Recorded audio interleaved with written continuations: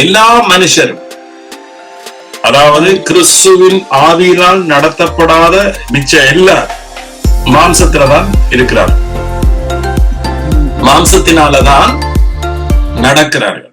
So மாம்சத்தினால நடக்கிறது மக்களுடைய பார்வைக்கு ஆவிக்குரியது போலதான் இருக்கும். ஆனா மாம்சத்தினால நடக்க கிறிஸ்துவுக்கு நாம ஒருவரும் பிரியமா இருக்கீங்களா? உலகத்தில் இருக்கிற ஒவ்வொரு மதமும் மாம்சத்தினால நடக்கிறது. மாம்சத்தினால எப்படி நாம மனுஷனோட மாம்சத்தினால பழகிறோமோ அதே போலயே நாம கடவுளோட மாம்சத்தினால பழகிறோம். உதாரணத்துக்கு இப்ப நம்முடைய மாம்சம் நமக்கு நன்மை செய்தவனுக்கு மட்டும் நன்மை செய்யும். சோ நம்முடைய மாம்சம் எங்களை யார் விரும்புதோ அதுக்கு விரும்பும். இப்ப மாம்சம் ஒரு நபர், பழைய மனுஷன், அதுக்கு பேர் தான் பழைய மனுஷன். சோ அந்த மாம்சத்தினாலதான் நாம எல்லாரும் ஒரு கிறிஸ்தவ வாழ்க்கையை வாழ முயற்சித்தோம். சோ அப்ப அந்த மாம்சத்துக்கு அன்பு செலுத்த தெரியும், ஆனா கடவுளுடைய வழியில அன்பு செலுத்த தெரியாது.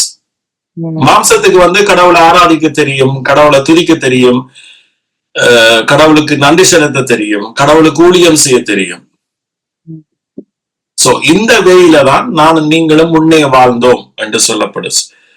பிறகுதான் நாங்க கிறிஸ்துவின் ஆவியை பெற்ற பிறகு ஆவியினால் வழிநடத்தப்படுறோம். இது எப்ப என்று சொன்னா தேவனுடைய கிருபை அறிஞ்ச பிறகு, நம்முடைய ஆவியில பெற்றுக்கொண்ட முழுமையான ரட்சிப்பை அறிஞ்ச பிறகு, எல்லாத்தையும் நாங்க ஏற்கனவே கிறிஸ்துவுக்குள்ள பெற்றுட்டோம் என்ற அந்த உண்மையை அறிஞ்ச பிறகு, பழைய வழியில மாம்சத்தினால கடவுளை திருப்திப்படுத்தாம நாம ஆவியில நடக்க ஆரம்பிக்கிறோம். இதுதான்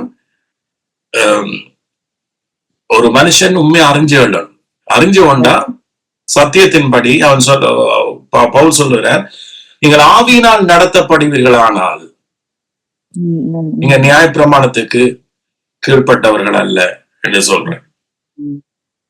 இவர் அப்போது ஒரு வசனம் என்று சொன்னார், நீ என்ன பழைய மனுஷனுக்கு மறிக்க அப்படி அது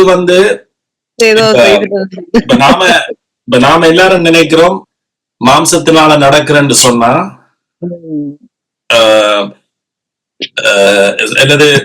இல்லாட்டிக்கு கிறிஸ்தவ வாழ்க்கைன்னு சொன்னா ஒரு மனுஷன் எந்த ஒரு பிழையும் விடாம வாழ்றதுதான் கிறிஸ்தவ வாழ்க்கை. சோ அதனாலதான் நாம ஒரு தப்பு உடைக்க உடனே நாம குற்றப்படுத்துறோம், இவன் மாம்சத்துக்கு உட்பட்டவன், இவனுக்குள்ள கிறிஸ்து இல்ல, அல்லது இவன் கிறிஸ்துவை விட்டு விலகிட்டான் என்று சொல்லி. அதல்ல. இப்ப நாம ஆவியிலான நடந்தாலும் கூட, நான் ஆவியில நடக்கிறோம் என்று சொன்னா அது சத்தியத்தின்படி நடக்கிறோம், புதிய உடன்படிக்கையின்படி நடக்கிறோம். கிறிஸ்து நமக்குள்ள என்ன செய்து முடிச்ச அந்த சத்தியத்தில் நடந்தாலும் நாம எவ்வளவு விஷயங்களை நாம தவறுகிறோம். சோ தவறுகிறதுனால நாம கிறிஸ்தவர்கள் அல்ல அல்லது மறுபடி பிறந்தவர்கள் அல்ல என்று சொல்லக்கூடாது. நம்முடைய நிஜம் என்னென்று சொன்னா, கிறிஸ்துவினால் நாங்க ஒரு புதிய சிருஷ்டியாக்கப்பட்டிருக்கிறோம். சில வேளையில நாம் என்ன செய்யறோம் என்று சொன்னா, பழைய மனுஷனுடைய முறைமைகளின்படி சில வேளை நாம தவறு விடலாம், அல்லது அந்த வழியில தேவனை அணுகலாம். அந்த வழியில நாம தேவனை அணுகிக்க, மாம்சத்தின் வழியில தேவனை அணுகிக்க ஒரு பலனையுமே நாம பெறப்போறதில்லை. ஒட்டுமொத்தத்துல ஒரு மனுஷன் அறியணும் மாம்சத்தினால நடக்கிறன்னு சொன்னா, நம்முடைய சுய கிரிகளினால, நம்முடைய நன்மை தீமைகளினால அந்த அடிப்படையில கடவுளோட கிட்டி சேர்றது, கடவுளை அணுகிறது, இதுதான் மாம்சத்துல நடக்கிறதுன்றத பைபிள் சொல்லுது. சோ இத ஒரு மனுஷன் புரிஞ்சு கொண்டா அவங்களோட வாழ்க்கையில சத்துருனுடைய கிரியைகள் இருக்காது. சோ அப்ப அத நிப்பாட்டுறதுக்கு நாம ஒன்றுதான் செய்யலாம். மாம்சத்துக்கு நாம மறிச்சு ஆவிக்கு இடம் கொடுத்து ஆவியில நடப்போமா இருந்தா, அதாவது இயேசு தன்னுடைய கிருபையினால எங்களை முழுமையாக்கி இருக்கிறார். சோ மாம்சம் எனக்குள்ள அப்படியே செத்ததா இருக்கட்டும். இப்ப இயேசு என்ன புது சிருஷ்டி ஆக்கிட்ட, என்ன நீதி ஆக்கிட்ட. சோ என்ன பிதாவோட ஒன்றாக சேர்த்துட்ட. சோ இந்த உண்மையில இருந்து நாம வாழ்ந்து கொண்டு போனோமா இருந்தா, மாம்சம் எங்களுக்குள்ள மரிச்சதாவே இருக்குது, பிசாசும் எங்களுக்குள்ள மரிச்சதா இருக்குது. எப்போ ஒரு மனுஷன் இல்ல என்னுடைய திறமைகள், என்னுடைய மாம்சத்தின் கிரியைகள் ஊடாக தேவனை நாம திருப்திப்படுத்த ஆரம்பிக்கிறோமோ, அப்ப பிசாசு ஒரு மனுஷனுடைய வாழ்க்கையில குறுக்குறதுக்கு வாய்ப்பு இருக்கு. சோ இது மிக மிக ஒரு ஆழமான காரியம். இதுக்குதான் மாம்சத்துலதான் சாத்தான் இருக்கின்றத அநேக கிறிஸ்தவர்களை கண்டுபிடிக்கலாம் இருக்கிறபடியால்தான் பவுல் அநேக இடத்தில் எழுதுறார், இன்னும் நீங்க மாம்சத்துக்கு உட்பட்டவர்களாய் சிறு குழந்தைகளாய் இருக்கிறீங்க, இன்னும் பால் குடிக்கிறவர்களாய் இருக்கிறீங்க. இன்னொரு வசனம் ஒன்று அந்த 4ஆம் அதிகாரத்துல 3ஆம் வசனம் ஒன்று இருக்குது. ஆபிரகாம் தேவனை விசுவாசித்தான், அதுதான் அவனுக்கு நீதியாக எண்ணப்பட்டது அப்படி என்று சொல்லி, அவன் கிரியை செய்கிறவனுக்கு வருகிற கூலி கடன் என்று சொல்ல முடியாது அப்படி என்று சொல்லி அந்த 4ஆவது வசனம் வருகிற கூலி அது கிருபை என்று எண்ணப்படாது, அது கடன் என்றுதான் சொல்லப்படும். கிரியை செய்யறவனுக்கு வர்ற கூலி அது கிருபை அல்ல. அப்ப நாங்க கிரியைகளினால ஒன்றை நாம பெற நினைக்கிறோம் வேண்டாம், கடவுளுக்கும் எங்களுக்கும் சம்பந்தமே இல்லை என்றதை சொல்லவா. ஏன்னா கடவுள் கிருபையாக மட்டும்தான் எல்லாத்தையும் செய்யற, விசுவாசத்தினால மட்டும்தான். அப்ப ஆபிரகாம் பெருமை பாராட்ட அவரிடத்துல ஒன்றும் இல்லை. ஏனென்றா ஆபிரகாம் மாம்சத்தின்படி ஒன்றையும் பெற்றுக்கொள்ள, ஆபிரகாம் மாம்சத்தின்படி ஒன்றையும் பெற்றுக்கொள்ள. ஆபிரகாம் எப்பேற்பட்ட கோத்திரம், எல்லாரும் நல்ல மனுஷனோ கெட்ட மனுஷனோ, மாம்சத்தின்படி அவனை ஆண்டவர் நிர்ணயிக்கல. ஓகே, ஆபிரகாம் நீ ஒரு நல்லவனா இருக்கிறாய், அல்லது நீ ஒரு பலத்த ஜாதியா இருக்கிறாய், இல்ல உன்னிடத்துல கணக்க திறமை இருக்கு, அப்படி மாம்சத்தின்படி ஆண்டவர் ஆபிரகாம செலக்ட் பண்ணல. ரோமர் 4ஆம் அதிகாரத்துல சொல்லப்படுது. அதே போல பூமியில எந்த ஒரு மனுஷனையும் ஆண்டவர் அவனுடைய மாம்சத்தின் படி அவர் செலக்ட் பண்றாரு. நாம எல்லாரும் கிருபையினால் தெரிஞ்சு கொள்ளப்பட்டோம், செலக்ட் பண்ணப்பட்டோம். இதுதான் ஒரு கிறிஸ்தவனுடைய ஃபவுண்டேஷன், அஸ்திவாரம்.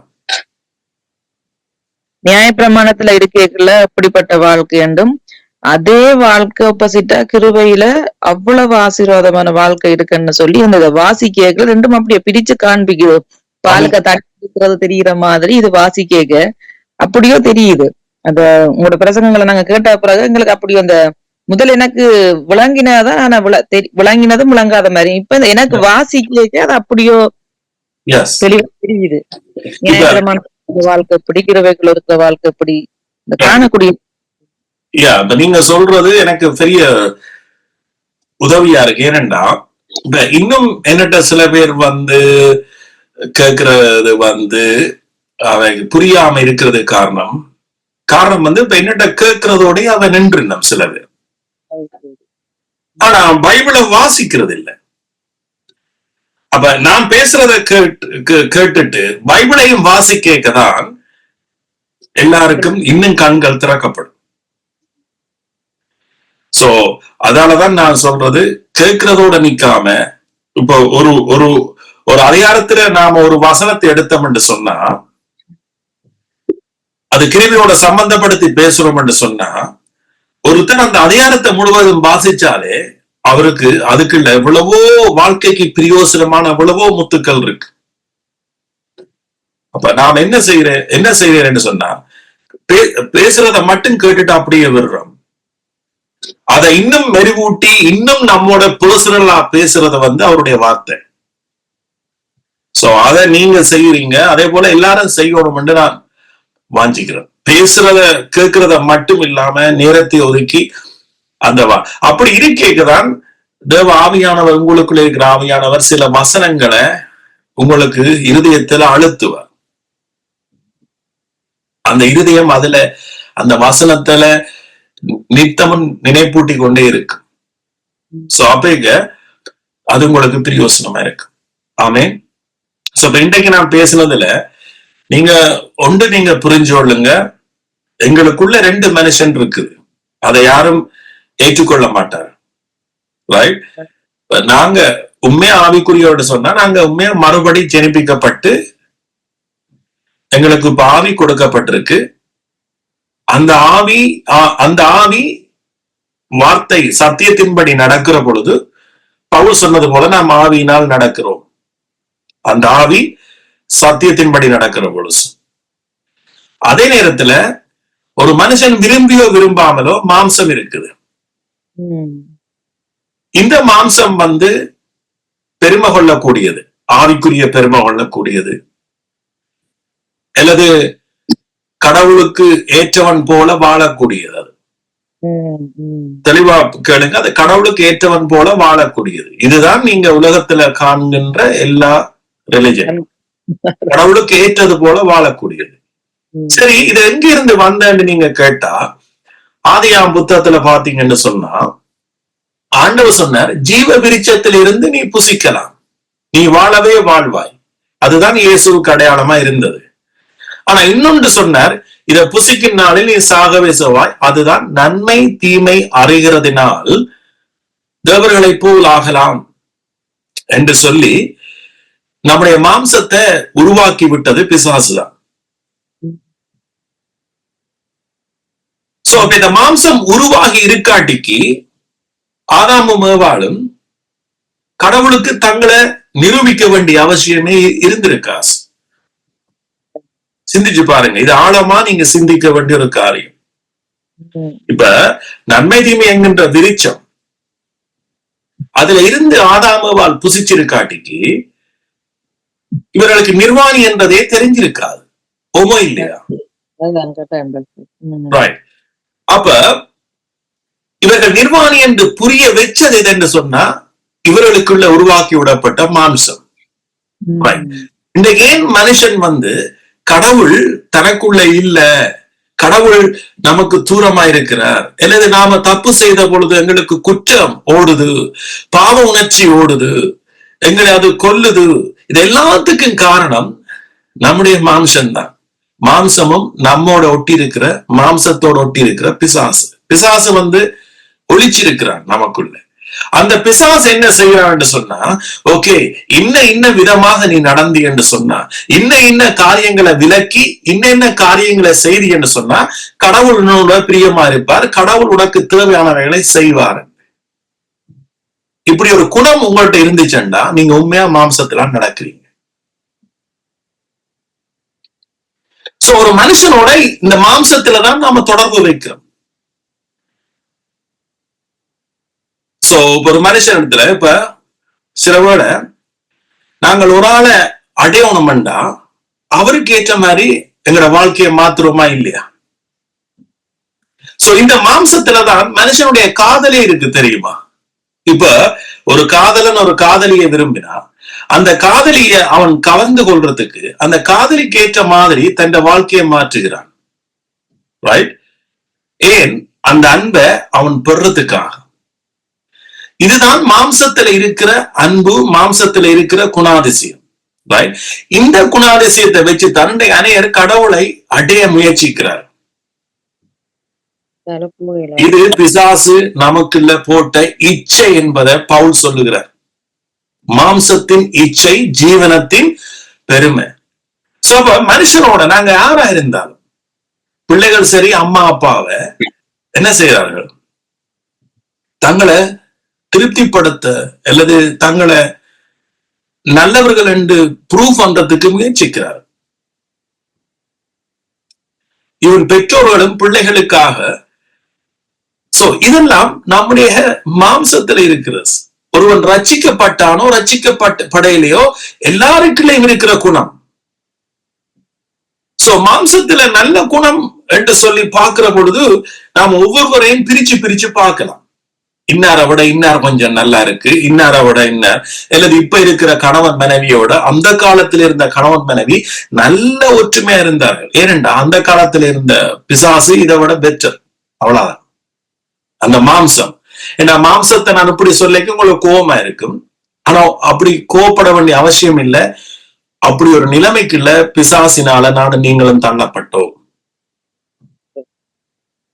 சரி, இன்னொரு காரியத்தை நான் உங்களுக்கு சொல்றேன். காயினை பாத்தீங்கன்னு சொன்னா, ஆபேலையும் பாத்தீங்கன்னு சொன்னா, இருவரும் ஒரு வயிற்றிலிருந்து பிறந்தவர்கள், இருவரும் மனிதர்கள். இந்த காயினை பாத்தீங்கன்னு சொன்னா, எவ்வளவுக்கோ கஷ்டப்பட்டு முயற்சிச்சு ஒரு நல்ல காரியத்தை தான் காயின் செய்தது மனுஷருடைய பார்வைக்கு. ஆபேலையோட ஒப்பிட்டு பார்க்கிற பொழுது காயின் எவ்வளவோ சாக்ரிஃபைஸ் பண்ணி, எவ்வளவோ நேரத்தை செலவழிச்சு, எவ்வளவோ வேர்வை சிந்தி கஷ்டப்பட்டு பயிரிட்டு ஒவ்வொரு நாளும் இது கத்தருக்கு வச்ச மனுஷன் தான் காயின். இதுக்கு பேர் தான் மாமிசம். நம்புவீங்களா நீங்க? அதான் நீங்க சொல்லிக்கலாம், எங்களுக்கும் அது விளங்குது. இப்ப சில பேர் நீங்க என்னையே பிசாசா பாக்கலாம், ஆனா அப்படித்தான் உலகம். சிம்பிளா பாருங்க, ஆபேல் செய்தான். ஆபேல் ஒன்றுதான் செய்தான். அதைத்தான் இயேசு இங்க பேசினார். சீஷர்கள் கேட்டார்கள், நித்திய ஜீவனை சுதந்திரிக்க நாங்க என்ன செய்யணும்? ஒன்றுதான் ஆண்டவர் சொன்னார், அவர் அனுப்பினவரை விசுவாசிப்பதே தேவனுக்கு ஏற்ற கிரியை என்று சொன்னார். அப்ப ஆபேல் அதை அங்கவே நிரூபிச்சான். நான் மாம்சத்துல நடக்கல, நான் எவ்வளவுக்கு மாம்சத்துல மனுஷர்களை திருப்திப்படுத்துற போல கடவுளை திருப்திப்படுத்த வலிக்கிறனோ அதுதான் என்ற பாவம் என்கின்றத ஆபேல் புரிஞ்சு கொண்டபடியால ஆபேல் என்ன செய்தான்? இயேசு கிறிஸ்துவை கொண்டு போனான். அதுதான் அந்த ஆடு, நமக்காக அடிக்கப்பட போற ஆடு. சோ பைபிள் சொல்லுது, என்ன சொல்லுதுன்னா, தேவையானது ஒன்றே, அதாவது இயேசு கிறிஸ்து சிலுவையில் அடிக்கப்பட்டதும் நமக்காக உயிர்த்தெழுந்தது. இதை விசுவாசிக்கிறதுனால, இதை நம்புறதுனால மட்டும்தான் நானும் நீங்களும் தேவனுக்கு ஏற்புடையவர்களாக மாற முடியும் என்பதை ஆபேல் அன்றைக்கே அறிஞ்சபடியால பவுல் எழுதிக்க சொல்றார், விசுவாசத்தினால் ஆபேல் நீதிமானாக்கப்பட்டார். ஆமென். சோ நீங்க வருஷத்துக்குள்ள கடந்து வைக்க எல்லாரும் பல பல ப்ராமிஸ் எல்லாம் போடுவாங்க கடவுளோட. ஆனா நான் உங்களுக்கு சொல்லக்கூடிய ஒன்றே உண்டு, உங்களுக்காக இயேசு சிலுவையில செய்து முடிச்சத, ரைட்? இயேசு இல்லாம நான் நீதி அல்ல, இயேசு இல்லாம எனக்கு எந்த ஒரு ஆசீர்வாதம் இல்லை என்ற ஒரு முடிவோட அந்த மாலையை மட்டும் நீங்க அணிஞ்சோண்டு நீங்க உங்களோட வாழ்க்கையை பாணிச்சு பாருங்க. ஒவ்வொரு வருஷமும் நீங்க மேலதான் போவீங்க, ஒரு நாளும் கீழே வர மாட்டீங்க. ஆமே. சத்தியத்தை பவுல் சொல்றார், நீங்க எப்ப உங்களோட அறையில கட்டியிருக்க. சோ இந்த சத்தியத்துலதான் எங்களோட வாழ்க்கை இருக்கு. இந்த சத்தியம் எங்களுக்கு மறிக்கைக்குதான் எங்களுக்கு இருக்கிற மாம்சம் வலிக்குது. இந்த மாம்சம் எங்களை எப்படியாச்சும் நடத்த பார்க்கும். அந்த மாம்சம் சொல்லும், ஓ கிறிஸ்துமஸ் வருது, நீ என்ன செய்த கேட்கும்.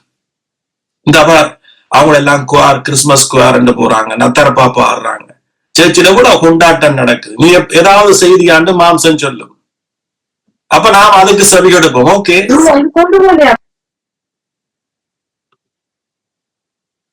அப்ப மாம்சத்துக்கு நாங்க என்ன செய்வோம்? கீழ்ப்படிவோம். உலகம் மாம்சத்தினால் கட்டப்பட்டிருக்கு, ரைட்?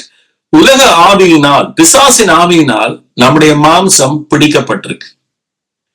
எப்படி ஒவ்வொரு ரிலிஜன்லையும் எப்படி எல்லாம் மத சடங்குகள் இருக்கோ, அதே போல பிசாசு கிறிஸ்தவத்துக்கே கொண்டு உண்மையா ஆவியில நடக்க வேண்டிய விசுவாசிகளை பிசாசு பிடிச்சு வச்சிருக்கு. ஆமேன். பைபிள் சொல்லுது, மாம்சத்துக்குட்பட்டவர்கள் தேவனுக்கு பிரியமாய் இருக்கவே மாட்டார்கள், அவர்களால முடியாது.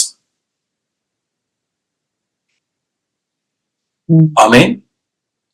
சோ பிசாசு சிம்பிளா பேசு பாருங்க. ஏதேன் தோட்டத்துல பிசாசு போச்சு, நீ என்ன இப்படி இருந்தா உனக்கெங்க நீதி, உனக்கெங்க பரிசுத்தம், நீ தேவர்களை போல் ஆக வேண்டாமோ,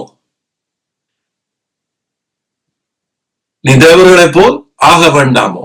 அப்ப ஆதாம் ஏவாள் கட்டிச்சது அந்த பெண்களுக்குத்தான் எப்பவும் விழுகிற பலவீனம் இருக்கு. ரெண்டு பைபிள் நான் சொல்லல, பவுல் சொல்லுகிறார். பலவீனமானதா அதான் இல்ல சத்தி. இப்ப நீங்க உலக ரீதியில பெண்கள் பலம் கூட, அது நானே ஏற்றுக்கொள்றேன். ஆனா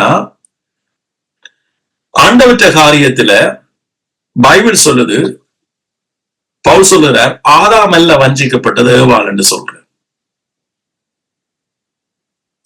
சோ அதுக்காக இப்ப எல்லா பெண்களும் அப்படி என்று நான் சொல்ல வரையில, பட் என்னுடைய இதன்படி ஏவாள் தான் முதல் வஞ்சிக்கப்பட்டார் இருக்கு. இன்னொரு இடத்துல பவுல் சொல்ற, பெண்கள் பலவீன பாண்டமா இருக்கிறபடியால உங்கள் ஜெபத்துக்கு தடை வராதபடிக்கு என்று சொல்றேன். அந்த பலவீனம் என்னன்னு சொன்னா, ஈஸியாக அவர்களை பிசாசு மாம்சத்துல நடத்தக்கூடிய வழி இருக்கு. ரெண்டா ஈஸியாக அவர்களை பாவம் செய்யறதுக்கு நான் அந்த உலக ரீதியான பாவத்தை குறிச்சு நான் பேசல. அதாவது வேதத்துல சொல்ற பாவம் குறிச்சுதான் நாம் பேசுறோம். வேதத்துல சொல்ற பாவம் நீங்க மாம்சத்துல நடக்கிறதே ஆண்டவற்ற பார்வையில நீங்க பாவி. சோ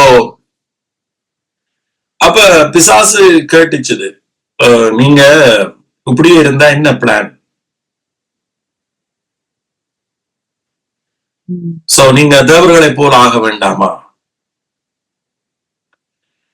கடவுளுக்கு ஒரு நன்மை செய்ய வேண்டாமா? கடவுளுக்கு ஒரு தொண்டு செய்ய வேண்டாமா? கடவுளுக்கு தொண்டு செய்யறதுல பிழை இல்ல, கடவுளுக்கு நன்மை செய்யறதுல பிழை இல்ல, ஒன்றிலையுமே பிழை இல்ல. ஆனா நீங்க எப்படி செய்ய போறீங்கன்றதான் கேள்வி. நீங்க மாம்சத்தினால செய்ய போறீங்களா அல்லது ஆவியினால நடக்க போறீங்களா? அப்ப பிசாசு சொன்னது நீ மாம்சத்தினால செய். சோ அப்பொழுதுதான் இவர்கள் ஓகே, நன்மை தீமை என்கின்ற விரிச்சத்தை எடுத்து புசித்தார். சோ அப்பொழுது அவர்கள் உடனே கண்டு கொண்டது என்ன? அவர்களுடைய நிர்வாணத்தை. அப்பவும் பாத்தீங்கன்னா கடவுள் கேட்ட ஒரே ஒரு கேள்வி என்ன தெரியுமா? உடனே பைபிள் எடுத்து வாசிங்க, நான் சொல்றதெல்லாம் அப்படியே இருக்கு. அப்ப இவர்கள் ஓடி ஒளிஞ்ச உடனே கடவுள் வளம போல வார. அப்ப இவங்க சொன்ன வார்த்தை என்ன? நாங்க நிர்வாணியாய் இருப்பதால் நாம் பயந்து ஒளிந்து கொண்டோம். அப்ப ஆண்டவர் உடனே கேட்ட கேள்வி, உன்னை நிர்வாணி என்று சொன்னது யார்? கடவுள் நம்ம குற்றப்படுத்தவும் இல்லை, அவர் எங்களை நிர்வாணி என்று சொல்லவும் இல்லை. ஆனா அவராலேயே மனுஷனை மீட்க முடியாம ஒரு சூழ்நிலை என்னன்னு சொன்னா, நாமளே குற்றவாளியாக மாத்தி விட்டோம். என்னத்தினால? நமக்குள்ள போன அந்த கனியினால். இதுதான் பிசாசுடைய தந்திரம். நீங்களே ஏதோ ஒரு சூழ்நிலையில, ஏதோ ஒரு வழியில நீங்களே கடவுளை என்ன செய்வீங்க? நிராகரிப்பீங்க. ஏதோ ஒரு சூழ்நிலையில நீங்களே கடவுள் ஓகே என்னோட இருக்கிறாரா இல்லையாண்ட கேள்விக்கு வந்துருவீங்க. நீங்களே ஒரு நேரத்துல நான் உண்மையா பரிசுத்தவானா இல்லையான்ற சந்தேகத்துக்கு வந்துருவீங்க. நீங்களே கடவுள் என்ன ஏற்கனவே சிறுவையில சுவப்படுத்தினாரா என்ற சந்தேகத்துக்குள்ள வந்துருவீங்க. நீங்களே, இதுதான் ஒரு மாம்சத்துல ஒரு மனுஷன் நடக்க வருகிற பெரிய விளைவு. நீங்க ஆவியில நடக்க முழுமையாக சிலுவையில இயேசு செய்து முடிச்சதை நம்ப ஆரம்பிப்பீங்க. இனி நீங்க சந்தேகப்பட வேண்டிய அவசியம் இல்லை. நீங்க யார், எப்படிப்பட்டவர், ஒன்றும் இல்லை. பைபிள் வசனம் என்ன சொல்லுதோ அதை அப்படியே சாந்தமா நீங்க ஏற்றுக்கொள்வீங்க. ஏன்னா நம்முடைய கிரியனால ஒன்றும் நடக்க போறதில்லை. நாங்க விட்ட பிள்ளைய நாங்க திருத்தேலாஸ், எங்களை நாம திருத்தேலாஸ். எங்களை நாம செய்ய வேண்டியது ஒன்றே உண்டு, அவற்றை வார்த்தை, அவற்றை சத்தியத்தை நம்புறது. சோ இங்கதான் முழு ஆசீர்வாதம், கிறிஸ்து நமக்காக சம்பாதிச்ச முழு ஆசீர்வாதம் இங்கதான் இருக்கு. இந்த ஆசீர்வாதம் தான் நம்மளோட வாழ்க்கையில, நீதிமானுடைய வாழ்க்கையில புரண்டோட போது இதுதான் எங்களோட வாழ்க்கையில எல்லா பகுதியிலையும் கிரிய செய்ய போகுது.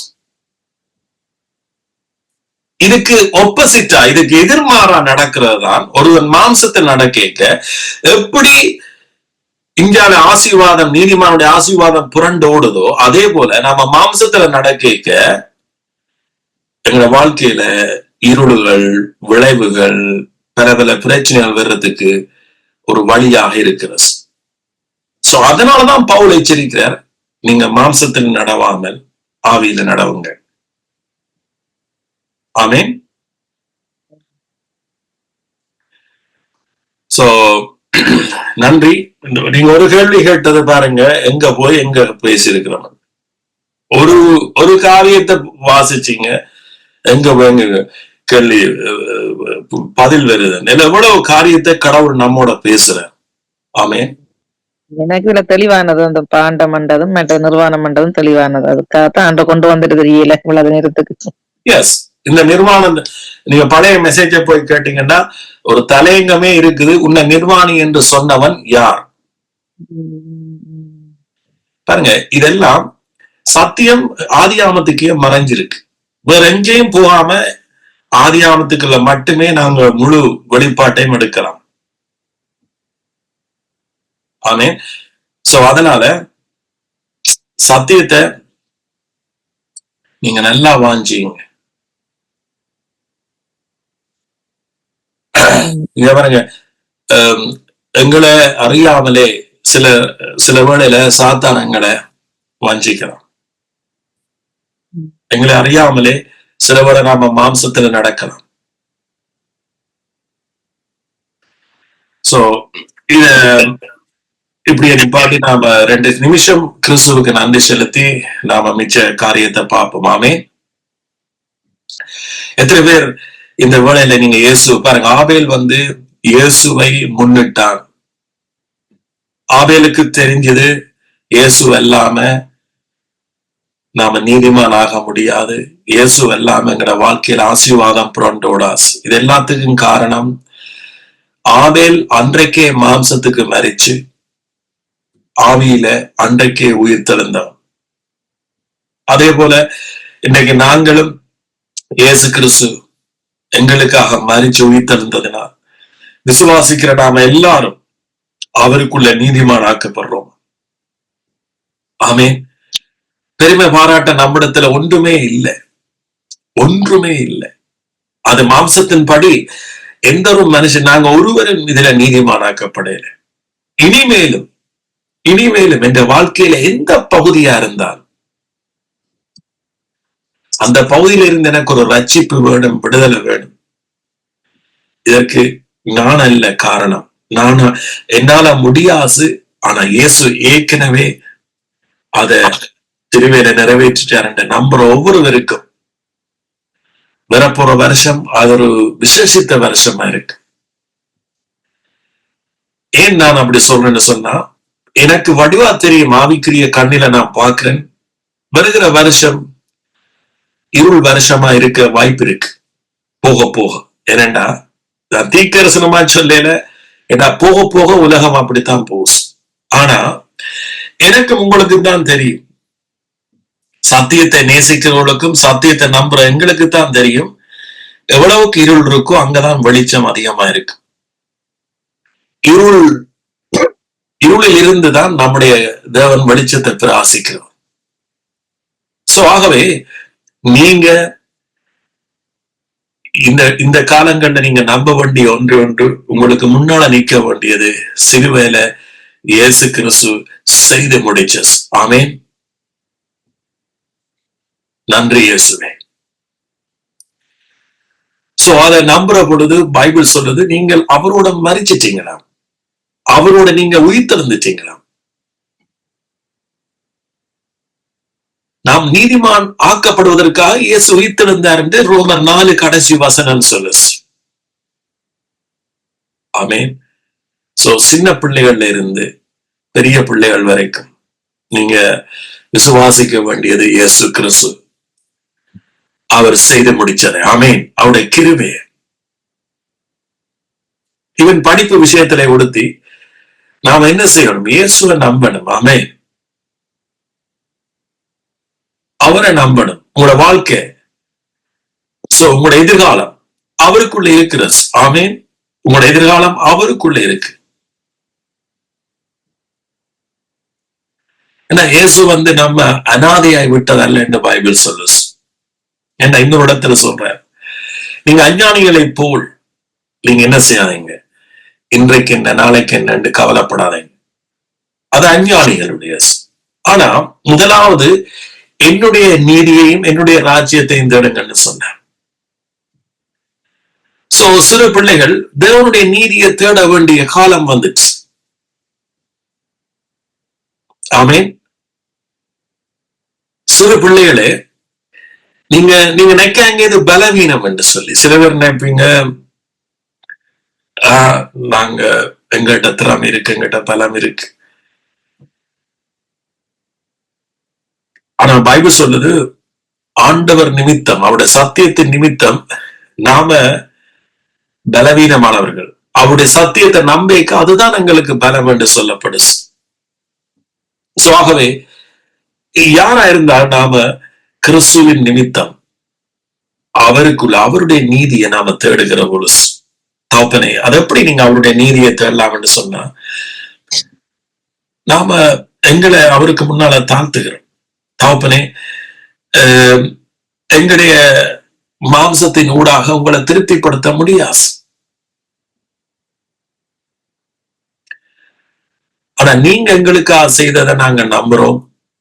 நீங்க எங்கள் மேல வச்ச அன்புக்கு அது உண்மை இருக்கு, அதுல சத்தியம் இருக்குது, அதுல வல்லமை இருக்கு, அதுல அர்த்தங்கள் இருக்கு நிறைய. சோ ஆகவே நீங்க எங்கள் மேல வச்ச அன்பை நாம ஏற்றுக்கொள்றோம். நீங்கள் என்றைக்கும் எங்களை நீங்க வழிநடத்துவீங்க. என்ன பைபிள் சொல்லுது, நீதிமான அவரே வழிநடத்துவாராம். எவன் தன்னை தாழ்த்துகிறானோ அவனை கர்த்தர் உயர்த்துகிறார் என்று சொல்லப்படுது. சில வேளை நாம யோசிக்க கூடும், எங்கிட்ட இருக்கிற அறிவு, எங்கிட்ட இருக்கிற பலனை வச்சு சில பிள்ளைகள் நீங்க யோசிக்க கூடும், எப்படி நாம இந்த மற்ற நண்பர்களை விட எப்படி நாம எங்களோட எதிர்காலம் எப்படி இருக்க போகுதுன்னு நீங்க யோசிக்க கூடும்.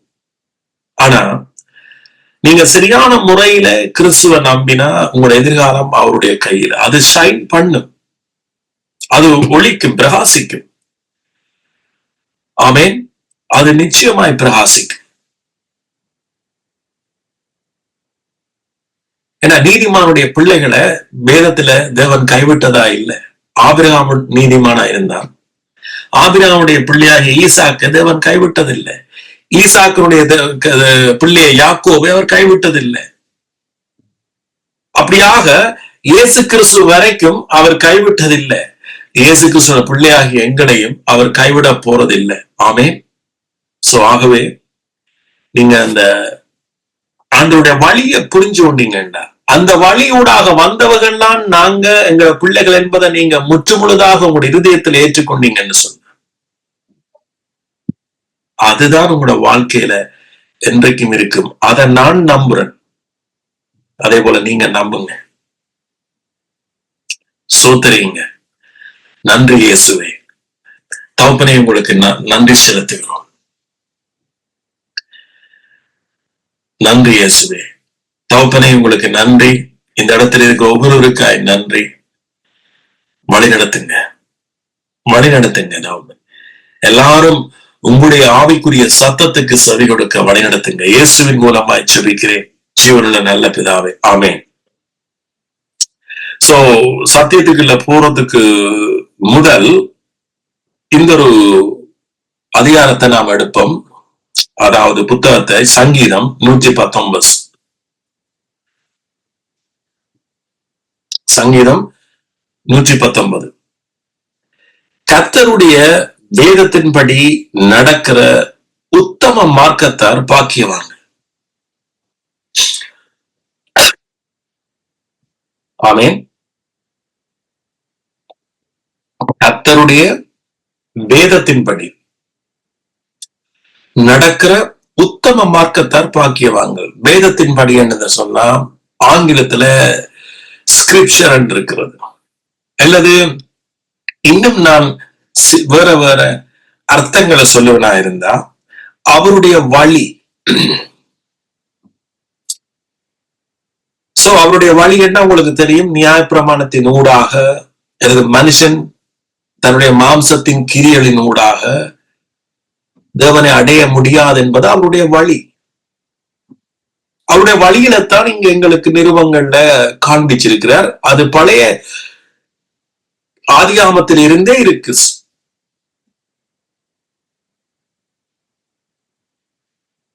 சோ அப்ப அன்றைக்கே சங்கீத எழுதினவர் அன்றைக்கே பாருங்க, அவருடைய வேதத்தின்படி நடக்கிறோம், நியாயப்பிரமாணத்தின்படி நடக்கிறோம் அல்ல, அப்படி சொல்லல, அல்லது நல்லதையே செய்கிறவன் என்று சொல்லல.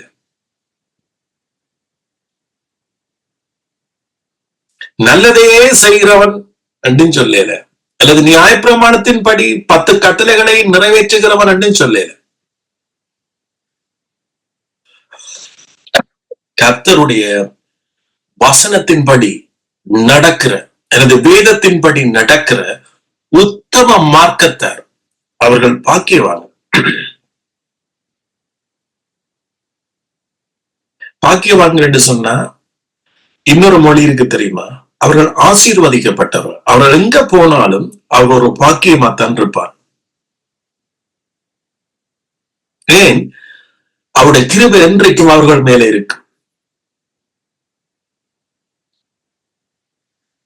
ஏன்னா அவருடைய வழியில வந்தவ எல்லாருக்கும் ஆண்டவர் சொன்னாரு, கிருபை உன்னோடு இருப்பதாக.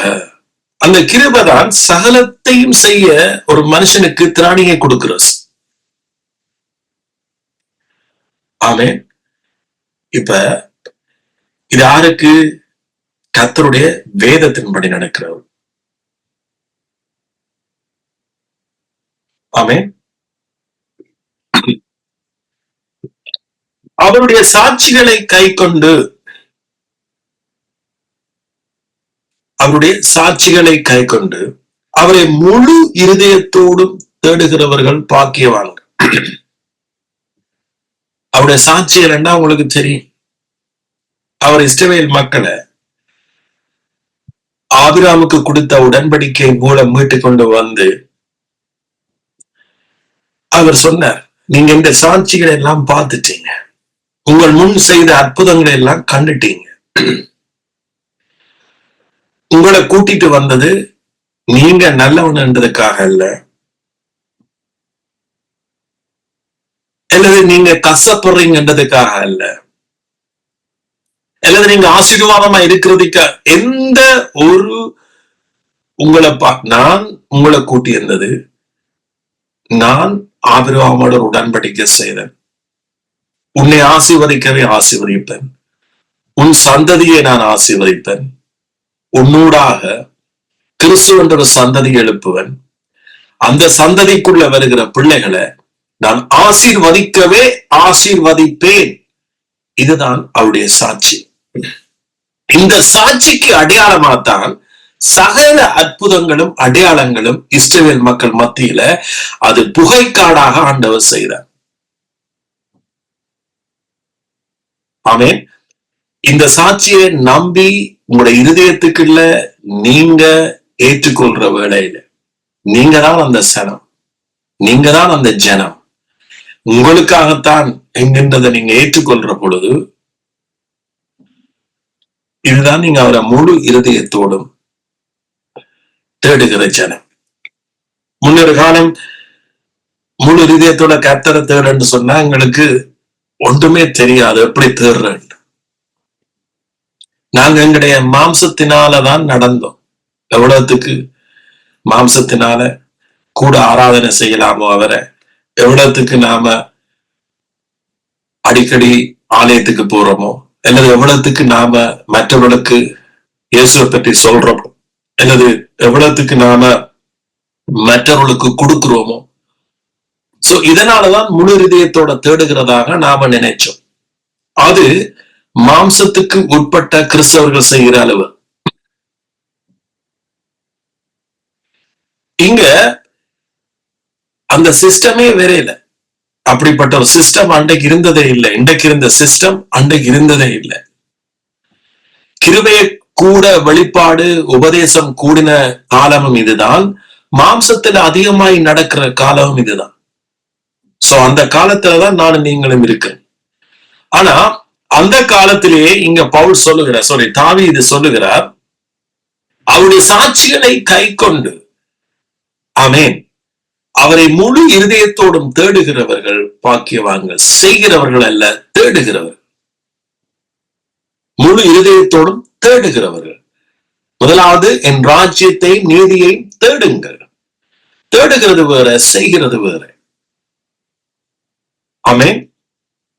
பாருங்க, மார்த்தாள் செய்தாள். இயேசுவுக்கு ஏதாச்சும் செய்யணும்.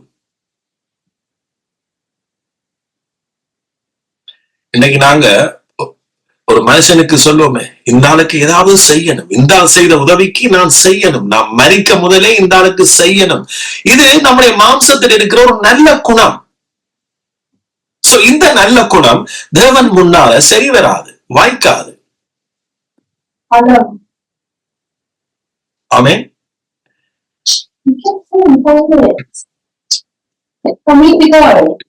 மீட் பண்ணணும்.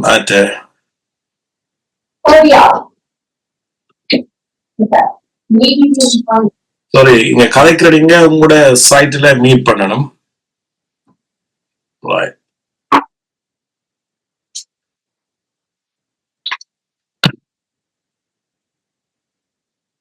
ரைட். சோ அப்ப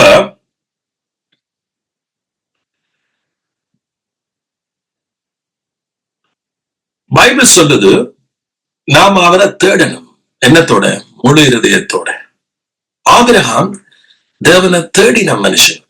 கடவுளை சொன்ன வார்த்தையை நம்பின மனுஷன். ஆபிரகாமுக்கு ஆண்டவர் சொன்னார், ஆபிரகாம் அதை விசுவாசிச்சான், அது அவனுக்கு நீதியாக எண்ணப்பட்டது. முழு இருதயத்தோட கர்த்தரை தேடின ஒரு மனுஷன். ஆபேல் முழு இருதயத்தோட தேடினான். தாவீதும் பாத்தீங்கன்னா முழு இருதயத்தோட கர்த்தரை தேடினவர். பாருங்க, தாவீது கோலியாத்தை ஜெயிக்கிறதுக்கு காரணம் என்ன இருந்தான்னா, கோலியாத் தாவீதோட மாம்சத்தின்படி பாத்தீங்கன்னு சொன்னா, கோலியாத் ஊதினா தாவீது பறந்துடுவார். சோ அதே போல இன்றைக்கு அநேகருடைய வாழ்க்கையில வருகிற பிரச்சனை அலை போல எங்களை எழும்பி வரைக்க, ஒரு வியாதியா இருக்கலாம், ஒரு வறுமையா இருக்கலாம், கோலியாத் மாதிரி எழும்பி வரைக்கல மாம்சத்துல இருக்கிற நமக்கு அதை எதிர்க்க பயங்கர கஷ்டமா இருக்கும். இது எப்படிடா ஜெயிக்கிறஸ்? சரி, இனி சாவுதான் என்று நாமே நமக்கு சாவு மணி அடிச்சிரும். ஆனா அதே சூழ்நிலையெல்லாம் தாவீது இருந்த, தெரியுமா உங்களுக்கு? தாவீது ஒரு சிறு பையன். கோலியாத்தோ 10 பேர் கொண்ட ராட்சதன் போல ஒரு பெரிய உருப்படியான மனுஷன். அவன் ஒரு ராட்சதன். பூமியில பிறந்தவனுக்கு அடையாளமே இல்லாத ஒரு மனுஷன் மாதிரி. அப்படிப்பட்ட தாவீத, அப்படிப்பட்ட கோலியாத்த தாவீது எதிர்க்கிறான் என்று சொன்னா, முறியடிச்சான் என்று சொன்னா, வெற்றியை பெற்றான் என்று சொன்னா, காரணம் அவன் முழு இருதயத்தோட கர்த்தரை தேடினான். அவன் சொன்ன வார்த்தை என்ன தெரியுமா? இஸ்ரவேலின் தேவன், எங்களுக்கு உடன்படிக்கை பண்ணின தேவனுக்கு முன்பாக நீ எம்மாத்திரம் என்று சொல்லி அவன் அந்த உடன்படிக்கைய காண்பிச்சான். பாருங்க, அந்த உடன்படிக்கை அவன் கொண்டு வரைக்கிலேயே அவன் என்ன சொல்றான்னு சொன்னா, இந்த உடன்படிக்கை தேவன் நம்மோட இஸ்ரவேலோட வச்ச உடன்படிக்கைய முழு அர்த்தத்தை அவன் புரிஞ்ச மனுஷன். அவனுக்கு தெரியும் இந்த உடன்படிக்கை ஆண்டவர் நம்ம பற்றினது இல்ல, தன்னை பற்றினது. நம்மேல யார் கை வச்சாலும் அவர் கை வைப்பார். நான் எங்கட மொழியில, சினிமா மொழியில சொல்றேன், என்னில யாரும் கை வச்சா அவர் வைப்பார் என்ற அறிவு அவனுக்கு தெரிஞ்சிச்சு. ஏனென்றா நாம நல்லவனோ கெட்டவனோ, அல்லது நான் என்னோட வீரம் இருக்கோ வீரம் இல்லையோ, என்னோட அறிவு இருக்கோ இல்லையோ, என்னோட பணம் இருக்கோ இல்லையோ, இதை வச்சல்ல தேவன் நம்மோட வச்ச உடன்படிக்கை நமக்குள்ள கிரிய செய்ய போது. தேவன் செய்த உடன்படிக்கை அவர் தன்னால தன்மையில வச்ச உடன்படிக்கை தான். சோ அந்த உடன்படிக்கை நிமித்தம் நாங்க இன்றைக்கும் தோக்குறதும் இல்லை, என்றைக்கும் பிசாசம் ஜெயிக்கிறதும் இல்லை, என்றைக்கும் நாம தோற்று போறதில்லை. அந்த அறிவு அவனுக்குள்ள இருந்தபடியால மட்டும்தான் தேவ ஆவியானவர் அவளை வழி நடத்தினார். பிசாசுடைய தலை உடம்பில் இருந்து வெட்டப்பட்டு அந்த தலையை கொண்டு போய் அவன் எருசலேமில தாட்டான். சிலுவையில இயேசு உன்னை நசுக்குவார், உண்மையான சாத்தானே, பின்னுக்கு வரப்போற மக்களை கொள்ளையாட போற சாத்தான உண்மையாக நசுக்குவாருண்டு தாவீது அன்றைக்கே புரிஞ்சு கொண்டு அந்த தலையை கொண்டு போய், சாத்தானுடைய தலைய எங்க இயேசு சிலுவையில் அடிக்கப்பட போறான் அங்கேயே கொண்டே புதைச்சான். பாருங்க எப்படிப்பட்ட ஒரு இருதயம் தாவீதுக்கு இருந்துச்சு. உலகத்திலேயே ஒரு நல்ல இருதயம் எதென்று சொன்னா தேவனை நம்புற இருதயம் தான். மற்றவனுக்கு 4 நன்மை செய்யற இருதயம் அல்ல, தேவனை முதலாவது நம்புறவன் தான் முதலாவது நல்லவன். ஆமென். என்ற உலகத்துல தேவனை நம்பாத எத்தனையோ பேர் உங்களோட 1008 நன்மையை செய்து கொண்டே இருக்கிறாங்க. அந்த நன்மையினால தங்களுக்கு பரலோகம் திறக்கப்படும் என்று நம்பிக்கொண்டிருந்து மூட நம்பிக்கையோடு இருக்கிற எவ்வளவு சனம் இருக்கேக்க நீங்களும் அதே நம்பிக்கை வைக்கிறது நீங்க ஒரு மடமத்தனம்.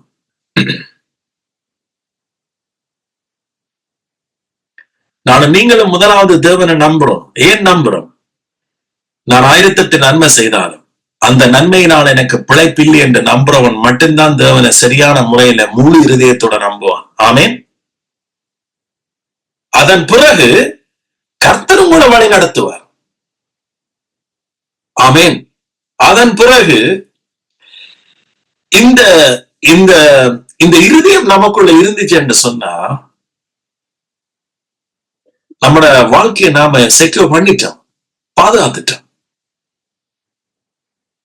இந்த நம்பிக்கை நமக்குள்ள இருந்தாங்க, வாழ்க்கையை நான் பாதுகாத்துட்டேன். நான் என்ன மட்டுமல்ல, நான் என் மனைவி பிள்ளைகளையும் காப்பாத்திட்டேன். அவன் மிச்சம் எல்லாம் அவர் பார்த்துக்கொள்வார்.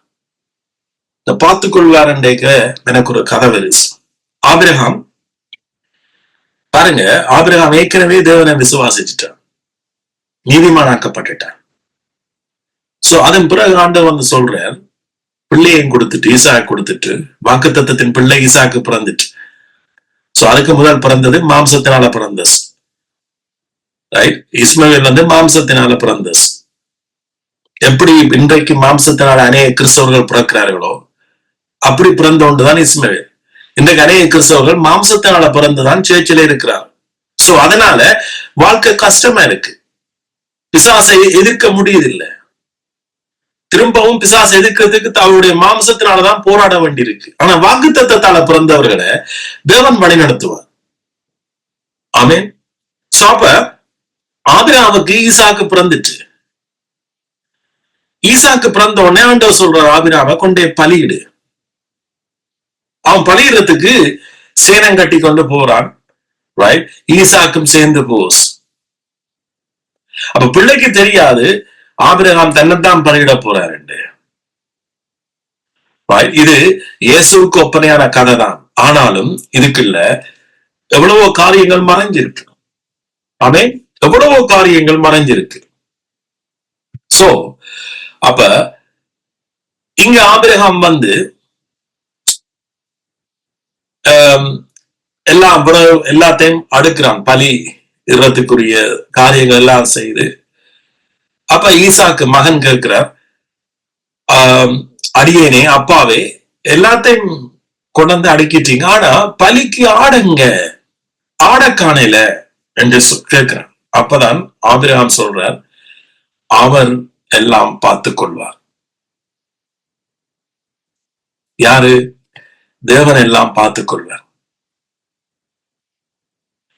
சோ நீங்க பாத்தீங்கன்னு சொன்னா, நீங்க அவர் பார்த்து கொள்வார் என்கின்றது பூமியில எல்லாரும் சொல்லலாம். மாம்சத்துக்கு உட்பட்ட கிறிஸ்தவனும் சொல்லலாம், அதே நேரத்துல ஆவிக்குட்பட்டவன் தேவனால் நீதிமானாக்கப்பட்டவனும் சொல்லலாம். ஆனா தேவனால் நீதிமானாக்கப்பட்டவன் சொல்றதுல ஒவ்வொரு வார்த்தையிலும் அர்த்தம் இருக்கு. ரைட்? நீங்க நல்லா புரிஞ்ச பிறகு, நீங்க யார் என்கின்ற உண்மையை நல்லா புரிஞ்ச பிறகு, நீங்க சொல்ற ஒவ்வொரு வார்த்தைக்கும் அர்த்தம் இருக்கு.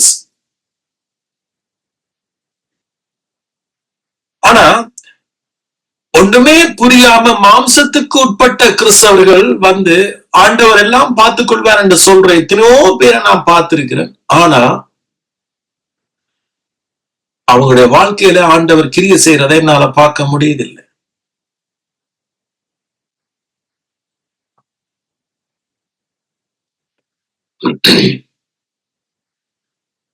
சோ அப்ப ஒட்டுமொத்தத்துல பாருங்க,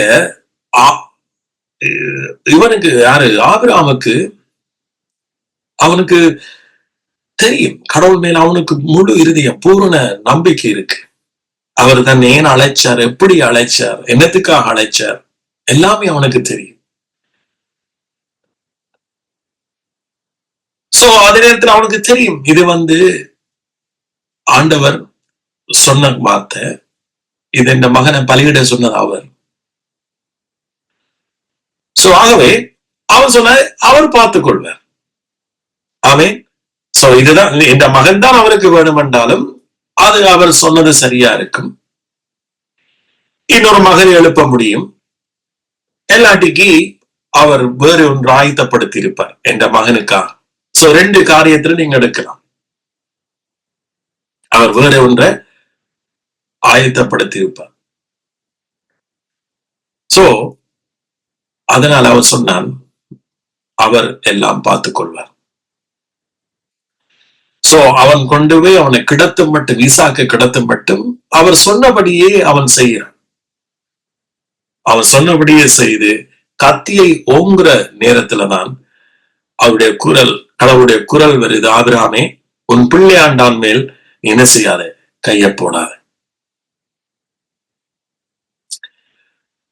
சோ அவனுக்கு உள்ளே இருந்த உண்மையான விசுவாசம் அந்த கிரியை செய்தது. ரியல் ஃபெய்த், அதாவது மாம்சத்திலே ஒரு விசுவாசம் இருக்குது, அந்த விசுவாசத்தின் படிதான் நாம சிறு வயதுல இருந்து வாழ்ந்து வந்தோம்.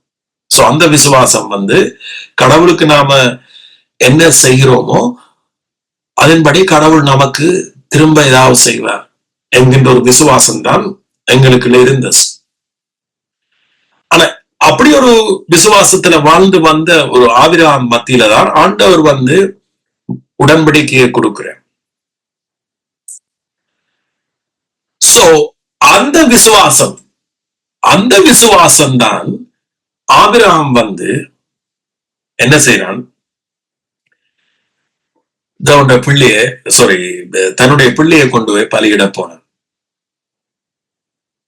பாருங்க, தேவனால் வருகிற விசுவாசம் என்றது, விசுவாசத்தினால் வருகிற நீதி, அந்த விசுவாசத்தினால வருகிற விசுவாசம் என்பது அது தேவனுக்கு மிகவும் மிகவும் மிகவும் அது ஒரு ஒரு சுகந்த வாசனையா இருக்கிறது. ஆண்டவர் சொன்னார், இந்த விசுவாசத்தை நான் இப்ப பார்த்தேன் என்று சொல்றேன். ஆமென். எத்தனை பேர் சொல்றீங்க, இந்த விசுவாசத்தை ஆண்டவர் பார்க்கிறார், உங்களோட விசுவாசத்தை ஆண்டவர் பார்க்கிறார்.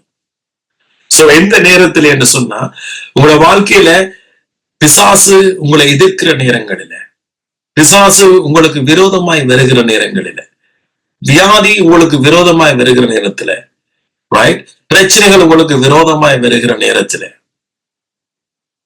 ஆமென், நீங்க என்ன செய்யணும்?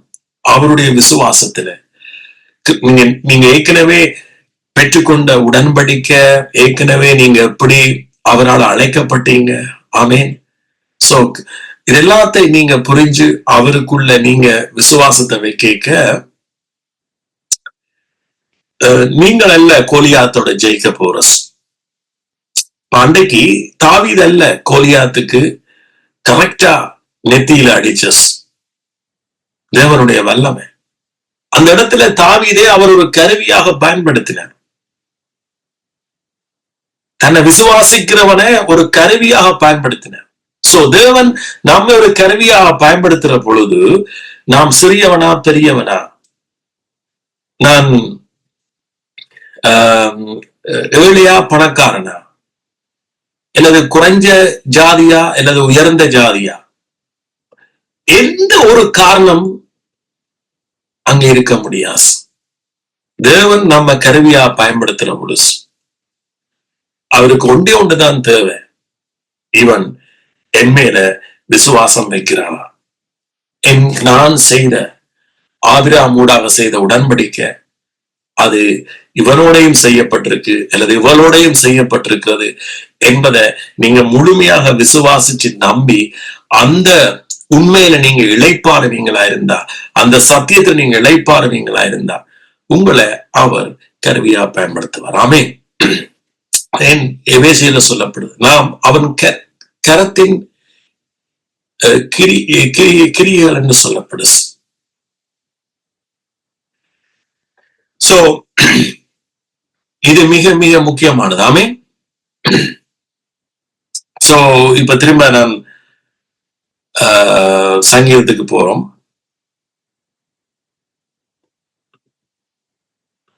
119.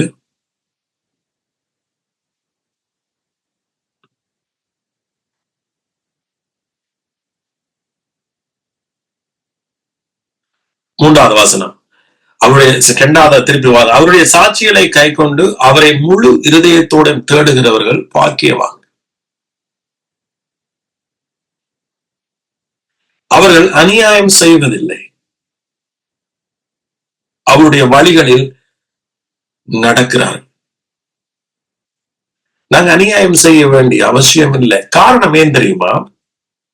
தேவ ஆசீர்வாதம் ஒரு மனுஷன் மேலே இருக்கே, தேவ ஆசீர்வாதம் எங்கள் மேலே இல்லாம போய்க்குதான் எங்களை அறியாமலே நாங்க சிலவள அநியாயம் செய்ய வேண்டியது. இப்ப ஒரு சின்ன உதாரணத்துக்கு நான் சொல்றேன். இப்ப நான் ஒரு பிசினஸ் நடத்துறேன், ரைட்? உண்மையாவே நான் பிசினஸ் நடத்துறேன். சோ அந்த பிசினஸ் நான் நடத்துற பொழுது தேவனுடைய பலம், தேவனுடைய கிருபை, அவருடைய தயவு அதுல இல்லை என்று சொன்னா அந்த பிசினஸ் ஆசீர்வாதமா எனக்கு போகாது. சோ ஆசீர்வாதமா போகாட்டிக்கு என்ன நடக்கும்னு சொன்னா அது நஷ்டத்துல போகமா இருந்தா என்னை அறியாமலே நான் அநியாயம் செய்ய ஆரம்பிப்பேன். சரி, இப்போ உதாரணத்துக்கு ஒரு ஆள் பால் ஃபேக்டரி வச்சிருக்கேன்னு வைங்க, ஒரு பால் கம்பெனி ஒரு ஆள் வச்சிருக்கு. சோ அந்த பால் கம்பெனி அவரால நடத்த முடியதில்லை, அவருக்கு வருமானம் போதாது, வேற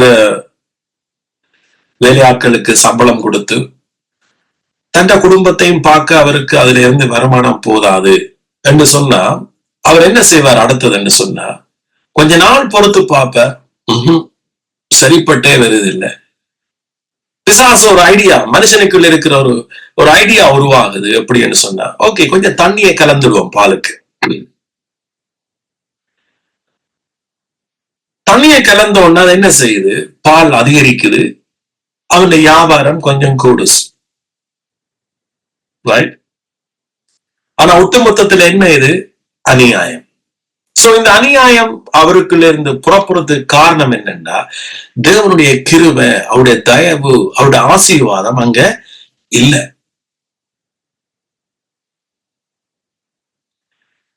சோ தேவனுடைய ஆசீர்வாதம் நல்லதா கூடாதா? நல்லது. சோ இது அவருடைய கற்பனையா இல்லையா? கற்பனை.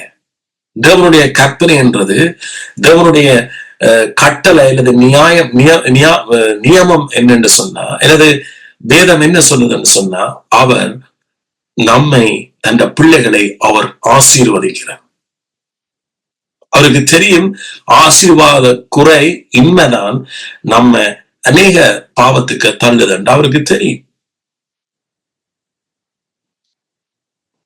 சோ அப்ப ஆசீர்வாதத்தை விரும்புறது தேவனுடைய பார்வையில அது பரிசுத்தமா இருக்கு.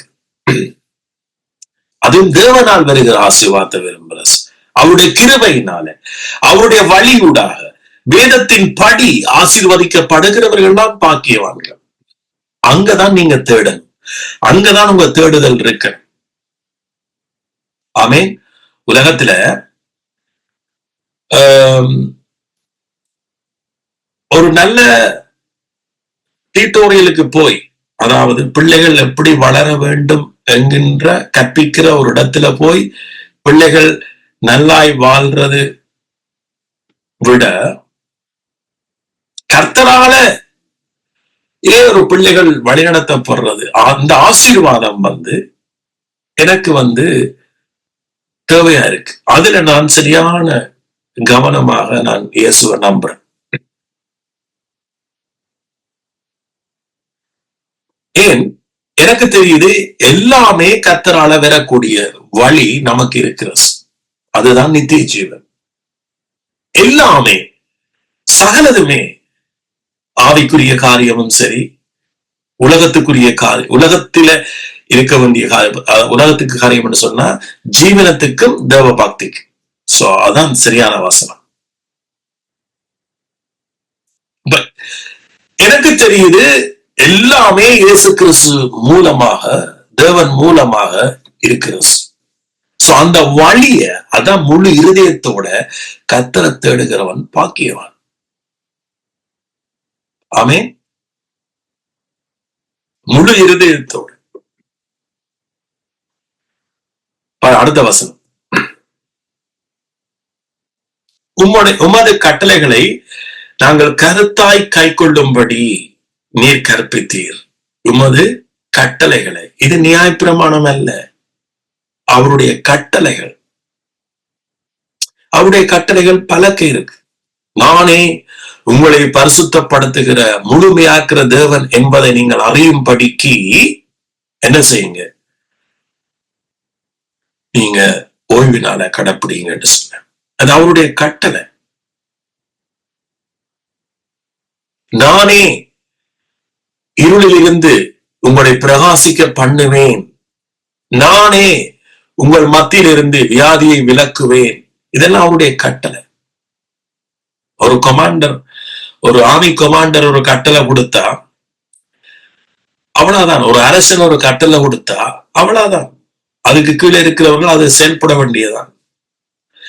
நம்முடைய தகப்பன், நம்முடைய கடவுள், நம்முடைய தகப்பன் நம்மை மறுபடி ஜெனிப்பித்தவர் கொடுத்த கட்டளைகள் மிகப்பெரிய கட்டளை. அது நமக்கு எப்பவும் அது ஆசீர்வாதமான கட்டளை. சோ அந்த கட்டளைகளை நீங்கள் நன்றாய் புரிஞ்சு கொள்ளணும். ஆமே. உமது கட்டளைகளை நாங்கள் கருத்தாய் கை கொள்ளும்படி நீர் கற்பித்தீர். உமது பிரமாணங்களை கை கொள்ளும்படி என் நடைகளை ஸ்திரப்பட்டால் நலமாயிருக்கும். பாருங்க, நான் உம்முடைய கற்பனைகளை எல்லாம் கண்ணோக்கும் போஸ், நான் உம்முடைய கற்பனைகளை எல்லாம் கண்ணோக்கும் போது வெட்கப்படுவதில்லையா? நீங்களும் நானும் வெட்கப்படாம இருக்கணும். இந்த பூமியில நாம வெட்கப்படாம இருக்கணும், வெட்கப்படாம ஒரு வாழணும் என்று சொன்னா, இங்க தாவீது என்ன சொல்ற? உம்முடைய கற்பனைகளை எல்லாம் கண்ணோக்கும் போஸ். சோ இது நியாயப்பிரமாணமா? இல்ல. பவுல் என்ன சொல்ற? நியாயப்பிரமாணத்தை கேட்க எங்களுக்கு என்னவா? மரணத்தை பிறப்பிக்கிறான். சோ அது வேற. நியாயப்பிரமாணத்தினால இந்த மனுஷனை நீதிமானாக முடியாது. ஆனா இங்க சொல்ற உங்களுடைய கற்பனைகளை நான் கண்ணோக்கும் போதே நான் வெட்கப்படுவது இல்லையா? சோ அந்த கற்பனையினாலதான் இயேசு நமக்காக, ரோமர் 8 வாசிப்போமா?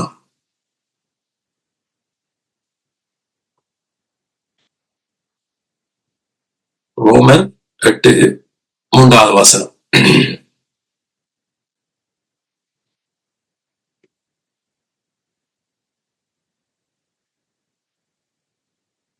அதப்படி எனில் மாம்சத்தினாலே, இன்றைக்கு மாம்சத்தை குறிச்சு அநேக பார்த்தோம், ரைட்?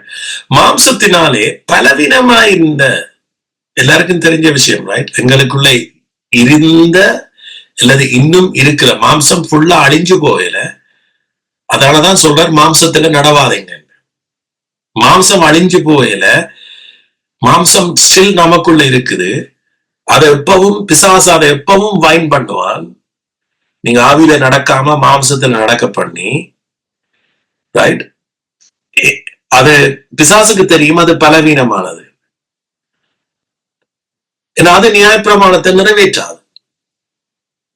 சோ அதைத்தான் இங்க சொல்ற பாருங்க. அது எப்படி மாம்சத்தினாலே பலவீனமாய் இருந்த நியாயப்பிரமாணம் செய்யக்கூடாததை தேவனே இயேசுவே செய்யும்படிக்கு தம்முடைய குமாரனை பாவ மாம்சத்தின் சாயலாக, இயேசு பாவ மாம்சத்தின் சாயலாக வந்தார் பாருங்க. சும்மா இயேசு சொல்லல, பாவ மாம்சத்தின் சாயலாக பாவத்தை போக்கும் பலியாக அனுப்பி மாம்சத்திலே பாவத்தை ஆக்கினைக்குள்ளாக தீர்த்தார். ஏன்னா இந்த மாம்சமும் பாவமும் ஒன்றோடொன்று சேர்ந்தது. மாம்சத்தில் நடக்க பாவத்துக்கு நாமளே உயிர் கொடுக்க,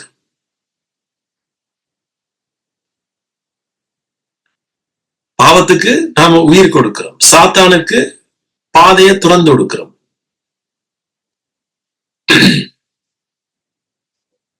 அடுத்த வசனம், மாம்சத்தின் படி நடவாமல், பாருங்க, மாம்சத்தின் படி நடவாமல் ஆவியின் படி நடக்கிற நம்மிடத்தில் நியாய பிரமாணத்தின் நீதி நிறைவேறும் படிக்கே அப்படி செய்யற. மாம்சத்தின் படி நடவாமல் கிறிஸ்தவர்களுக்கு தான் எழுதுறாரு இது. அப்ப கிறிஸ்தவர்கள் மாம்சத்தின் படி நடக்கலாமா இல்லையா? நடக்கலாம். நடக்கிறார்களா இல்லையா? 100% நடக்கிறார்கள். எங்க நான் பாக்குறேன்னு சொன்னா, ஸ்பெஷலாக நம்முடைய தமிழர்களை வச்சுதான் நான் பேசுறேன்.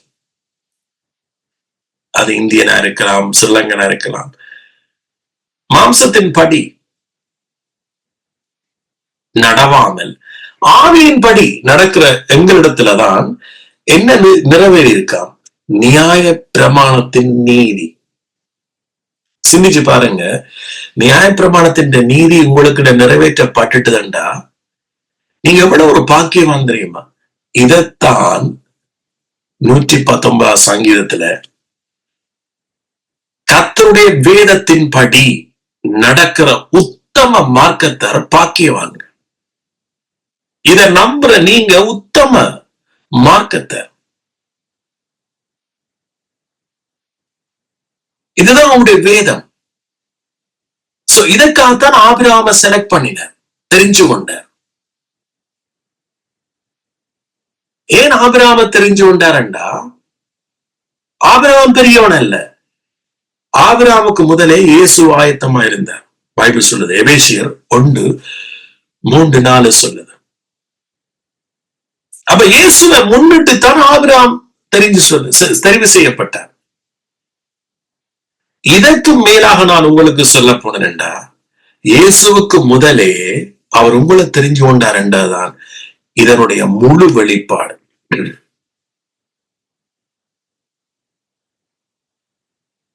ஆமென்.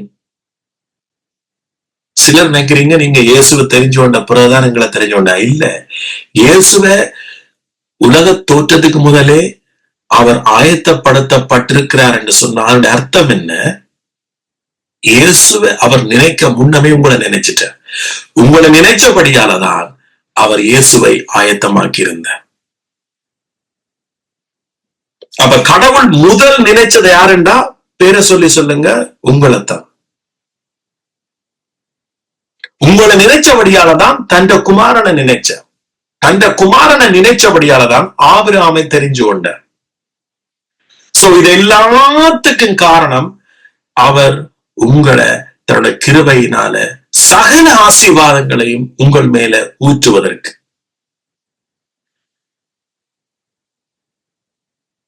இதைத்தான் இங்க சங்கீதக்காரன் சொல்றார், கர்த்தருடைய வேதத்தின்படி நடக்கிற உத்தம மார்க்கத்தார் பாக்கியவாங்க. நான் நினைக்கிறேன் இது யாரோடைய ஆண்டவர் டீப்பா பேசுறார். உங்களோட வாழ்க்கை இந்த செகண்ட்ல இருந்து மாறும்.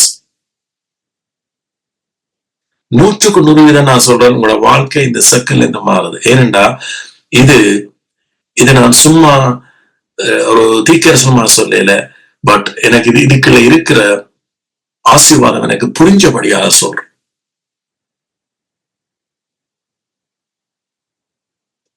ஆமென். கர்த்தருடைய வேதத்தின்படி நடக்கிற உத்தம மார்க்கத்தார் பாக்கியவான்.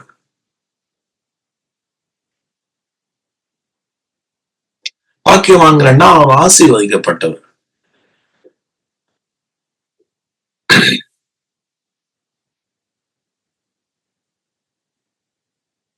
பாருங்க அடுத்த வசனம், 7வது வசனம் சங்கீதம். உம்முடைய நீதி நியாயங்களை நான் கற்றுக்கொள்ளும் போஸ். இதுதான் அவருடைய நீதி நியாயம். கர்த்தருடைய நீதி என்றது அது இப்படி அப்படி இப்படி இன்னதால அன்னதால இப்படி ஒண்ணும் வராஸ்.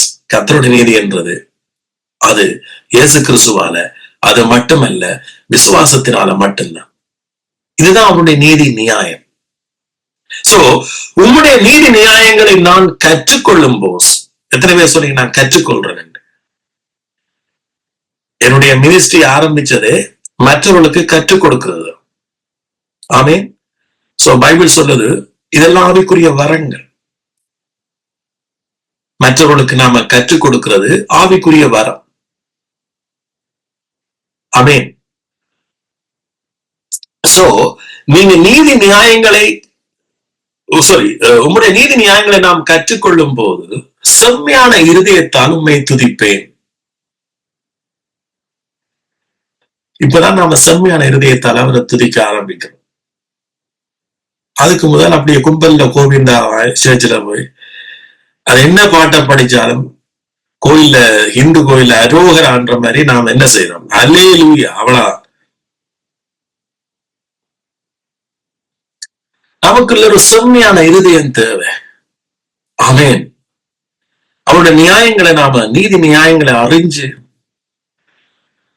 ஆராதனை என்றது நாம சும்மா அவசரப்பட்டு ஒரு நேரத்துக்கு போய் அதுல குந்தி இருந்து இதெல்லாம் ஆராதனை என்றது ஒரு செம்மையான இருதயம். அது என்றைக்கும் எங்க டாய்லெட்டுக்கு இருந்தும் பெறும். அது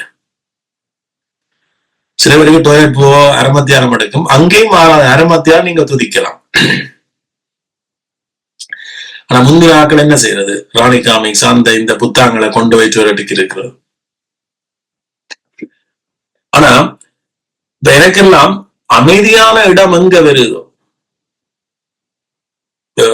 இந்த வைஃபை கேட்டா தெரியும், டாய்லெட்டுக்கு போய்க்க மொபைல் கொண்டு போகும் சிலோட. ஏன்னு சொன்னா அந்த டைம்ல நான் இதோட வார்த்தையை பார்ப்பேன். அதுக்காக எல்லா நேரமும் அப்படி இல்லை. சில வேட அதுல இருந்து சில ஜோக்குகளும் பார்த்திருக்கிறேன். எல்லா நேரம் அப்படின்னு நான் சொல்ல வரையில. இப்ப நான் இன்றைக்கு ஆண்டோட வார்த்தையை தியானிக்கிற டைம் என்று சொன்னா அந்த டைம் ஃபுல்லாவே எந்த டைம்லயும் அவரை நான் துதிப்பேன். சில வேளை எந்த டைம்லயும் நமக்கு அவர் செய்ததை ஞாபகத்துக்கு வரும்.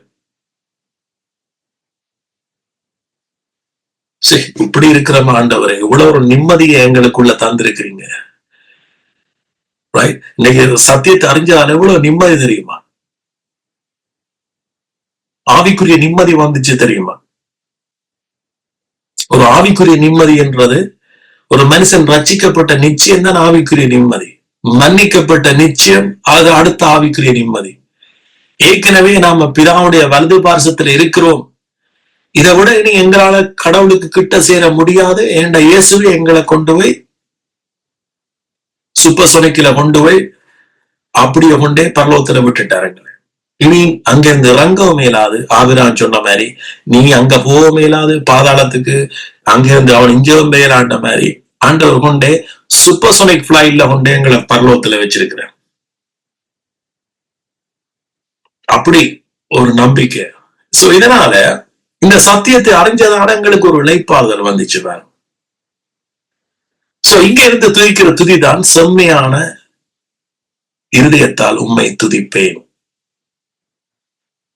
மன்னிக்கப்பட்ட நிச்சயம் இல்லாம, ரட்சிக்கப்பட்ட நிச்சயம் இல்லாம, வியாதிகள் சுகப்பட்ட நிச்சயம் இல்லாம துதிக்கிறது செம்மையான இருதயத்தோட துதிக்கிறது அல்ல. சோ நம்முடைய சரீரத்துல சிம்டம்ஸ் இருக்கலாம், வியாதி இருக்கலாம். சோ அதற்காக இயேசு சிலுவையில அது சுகப்படுத்தல் என்று சொல்றது நாம ஒரு ஆங்கிலத்துல சொன்னா ஹிப்போக்ரீட்ஸ் என்று சொல்லுவாங்க, மாயக்காரர் தமிழ்.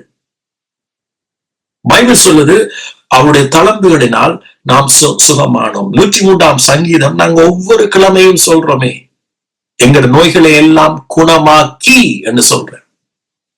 பாஸ்ட் டென்ஸ்ல பேசுறேன். சோ செம்மையான இருதயத்தால் அவரை நாம துதிக்கிற ஜனங்களாக மாறணும். அடுத்த வசனம், உமது பிரமாணங்களை கை கொள்ளுவேன். இது அவருடைய பிரமாணம். ஆமென். உம்முடைய பிரமாணங்களை கை கொள்ளுவேன், முற்றிலும் என்னை கைவிடாதேயும். ஆமென். சோ இந்த இடத்துல தாவீதை விட நாங்கள் பெட்டரா வந்துட்டோம். நாங்க ஒரு நாளும் இந்த வார்த்தை பாவிச்சது இல்லை. ஏன்னா அந்த டைம்ல தாவீது எவ்வளவுக்கு தான் அவனுக்கு வெளிப்பாடு கிடைச்சாலும், ஆனா அவன் ஒரு முற்றிலும் என்னை கைவிடாதையும் என்று ஒரு வசனத்தை பாவிச்சுக்கிறான். நாம அப்படி சொல்றதே இல்லை. எங்களுக்கு அதை விட தாவீதை விட எவ்வளவு விஷயங்கள் நாங்க மேலே இருக்கிற காரணம், நாங்க அவருடைய ஆவியை பெற்றிருக்கிறோம். நாங்க ஒரு நாளும் கைவிடப்படுவதில்லை. அடுத்த வசனத்தை பாருங்க, இதெல்லாம் அருமையான வசனம். வாலிபன் தன் வழியை எதனால் சுத்தம் பண்ணுவான்? வாலிபன் என்று சொன்னா நீங்க நினைக்காங்க தனி ஆண்டவர் பிள்ளைகளோட பேசுறாண்டு. இல்ல, பூமியில இருக்கிற ஒவ்வொரு மனுஷனும் ஆண்டவற்ற பார்வையில நாங்க வாலிபன் தான். எதனால் நம்முடைய வழியை நாம் எப்படி சுத்தம் பண்ண முடியும்? பாருங்க, ஆதாம் ஏவாள் தங்களோட வழிய நன்மை தீமையை நான் சுத்தம் பண்ண போனபடியா அவங்க விழுந்துட்டாங்க. ஆனா இங்க சொல்ற பாருங்க, வாலிபன் தன் வழியை எதனால் சுத்தம் பண்ணுவான்? உமது வசனத்தின்படி தன்னை காத்துக் கொள்ளுவது. வசனத்தின்படி எம்மை காத்துக் கொள்கிறோம். சோ வசனத்தின்படி நீங்க உங்களை காத்து கொண்டீங்கன்னா, வசனம் என்ன சொல்லுது? கிறிஸ்துவின் மரணத்தினாலும் உயிர்த்தெழுதனாலும் விசுவாசிக்கிற நாம அவருடைய நீதிக்கு உட்படுத்தப்பட்டிருக்கும். சோ ஒரு வாலிபன் எப்படிப்பட்டவனா இருந்தாலும் சரி, ஒரு தவறு விட்டு எவனா இருந்தாலும் சரி, தப்பு விட்டு எவனா இருந்தாலும் சரி, அல்லது தப்பு விடாத எவனா இருந்தாலும் சரி, எவனா இருந்தாலும் தன்னை சுத்தி இருக்கக்கூடிய ஒரே ஒரு வழி அவருடைய வார்த்தை தான். ஆமென். வசனத்தினாலதான் ஒரு மனுஷன் தன்னை காத்துக் கொள்றான். உங்களோட ரட்சிப்பை காத்துக் கொள்றதும் சரி, நாங்க ஏற்கனவே ரட்சிக்கப்பட்டோம். சோ அந்த ரட்சிப்பை நாம காத்துக்கொள்ள வேண்டிய அவசியம் இல்லை. ஆனா அந்த ரட்சிப்பை காத்துக்கொள்றன்ற மீனிங் நான் என்ன சொல்றேன்னு சொன்னா, அநேகர் கூட ரட்சிப்பை இழந்ததாக நினைக்கக்கூடும். எதுவா இருந்தாலும் சரி, அவரோட வசனத்தினால நாம எங்களை என்ன செய்யறோமா காத்துக்கொள்றோம். இது அவருடைய கிரியை, அவருடைய வேலை. என் முழு இருதயத்தோடு உம்மை தேடுகிறேன், என்னை உமது கற்பனையை விட்டு வழி தப்ப விடாதே. இதெல்லாம் என்னுடைய ஜெபத்தில் இருக்கிற ஒரு காரியங்கள். இது வளமையா நான் ஜெபிப்பேன். ஆனா இன்றைக்கு இந்த சங்கீதத்தை எடுக்கிற பொழுதுதானடா இது ஏற்கனவே இருக்குது. என்னை அறியாமலே நான் ஆண்டவர்கிட்ட ஜெபிக்கிற ஜெபங்கள் இதுதான். ஆண்டவரே, உம்முடைய நியமங்களை, உம்முடைய கட்டளைகளை எனக்கு இன்னும் போதியும். உம்முடைய ஆவிக்குரிய காரியங்கள் எனக்கு இன்னும் போதியும். ஆமே. சோ இதெல்லாம் நான் நித்தமும் அவர்கிட்ட கேட்கிறேன். உமக்கு பிரியமானவனாக எனக்கு தெரியும் அவருடைய பிரியம் மாம்சத்தில் நடந்தா அவருக்கு பிரியம் இல்லைன்னு தெரியும். ஆனா அப்படின்னு நான் ஜெபம் பண்ண, உமக்கு பிரியமான முறை நடக்க எனக்கு உதவி செய். உம்மை முழு இருதயத்தோட நம்ப எனக்கு உதவி செய். இதெல்லாம், இந்த ஜெபங்கள் எல்லாம் மிக மிக ஒரு பிரயோஜனம் உள்ள ஜெபங்கள்.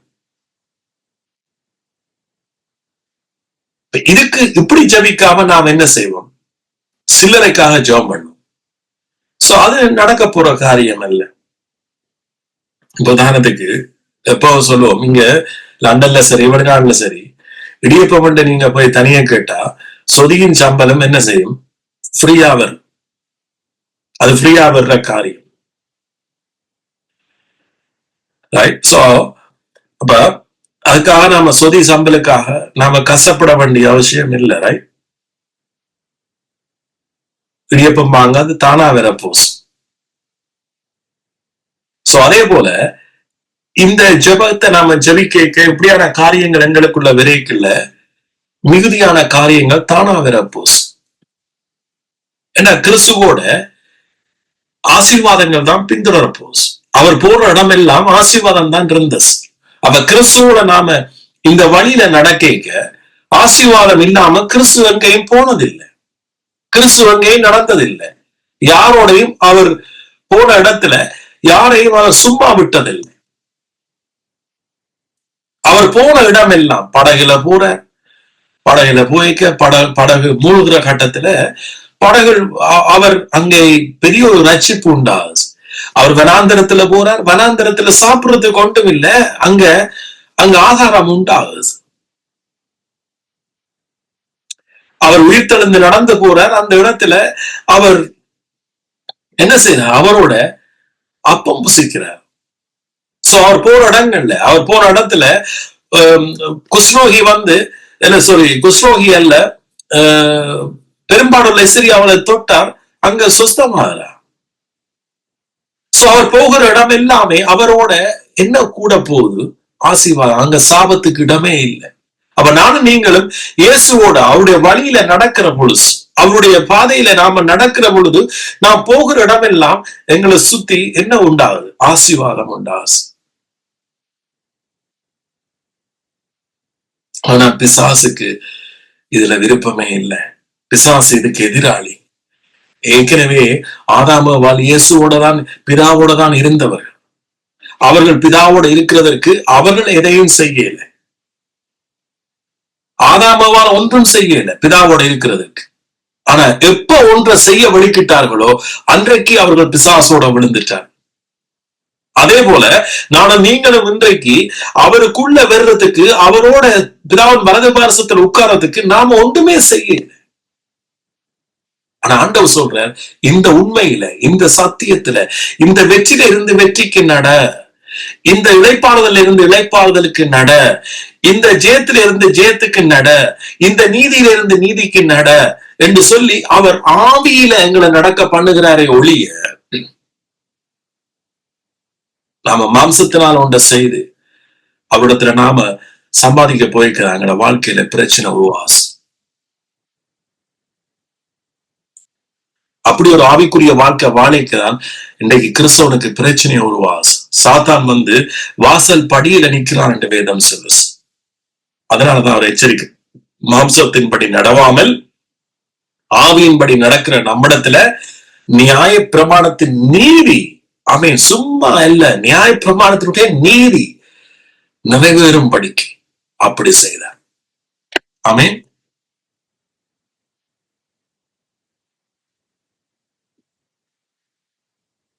இன்னொரு வசனத்தை வாசிச்சு நான் இந்த 119 சங்கீதம் முடிக்கிறேன். ஏண்டா இது வாசிக்க சொன்னீங்க 119 கணக்கு வசனம் இருக்கு.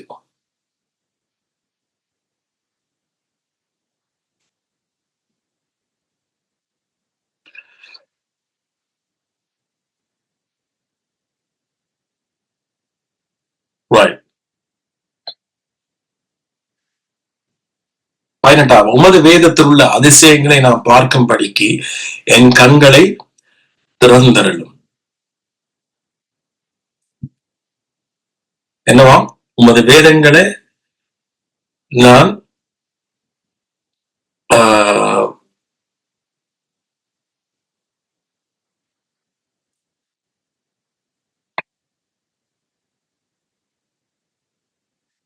இன்னொரு வசனத்தை வாசிக்கிறேன். 14, திரளான செல்வத்தில் களி கூறுவது போல, திரளான செல்வத்தில் களி கூறுவது போல நான் உமது சாட்சிகளின் வழியில் களி கூறுகிறேன்.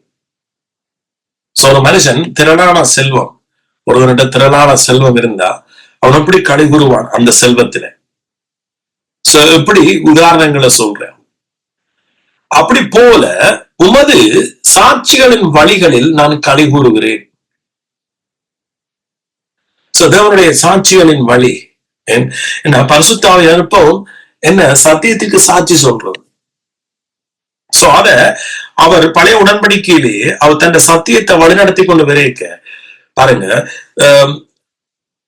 ஆபேல், நோவா, ஆபிரகாம், இப்படியே அவர் சத்தியத்தின்படி அவர் ஜனங்களை வழிநடத்திக்க அதற்கு சாட்சியாக அற்புத அடையாளங்களை செய்தார். ஆமென். ஏன்? இதுதான் என்னுடைய வழி என்பதை அவர் உறுதிப்படுத்துறார். இயேசு கிறிஸ்துவும் அற்புத அடையாளங்களை செய்கிறார். நாம் தான் தீர்க்கதரிசிகளாலும் நியாயப்பிரமாணத்தினாலும் சொல்லப்பட்ட மேசியா என்பதை அவர் உறுதிப்படுத்துறார். என்னூடாக நித்திய ஜீவன் ரட்சிப்பு என்பதை அவர் உறுதிப்படுத்துறார். அது மட்டுமல்லாம அவருடைய அற்புதத்துல ஒவ்வொன்றிலையும் அர்த்தம் இருந்துச்சு. தண்ணியை திராட்சரசமா மாற்றினார், குஷ்டரோகிய சொஸ்தமாக்கினார், முடவர்களை நடக்க பண்ணினார். இது ஒவ்வொன்றுக்கும் அர்த்தம் இருக்கு. ரைட்? தண்ணிய திராட்சரசம் பழைய உடன்படிக்கையோட புதிய உடன்படிக்கை பெட்டர்.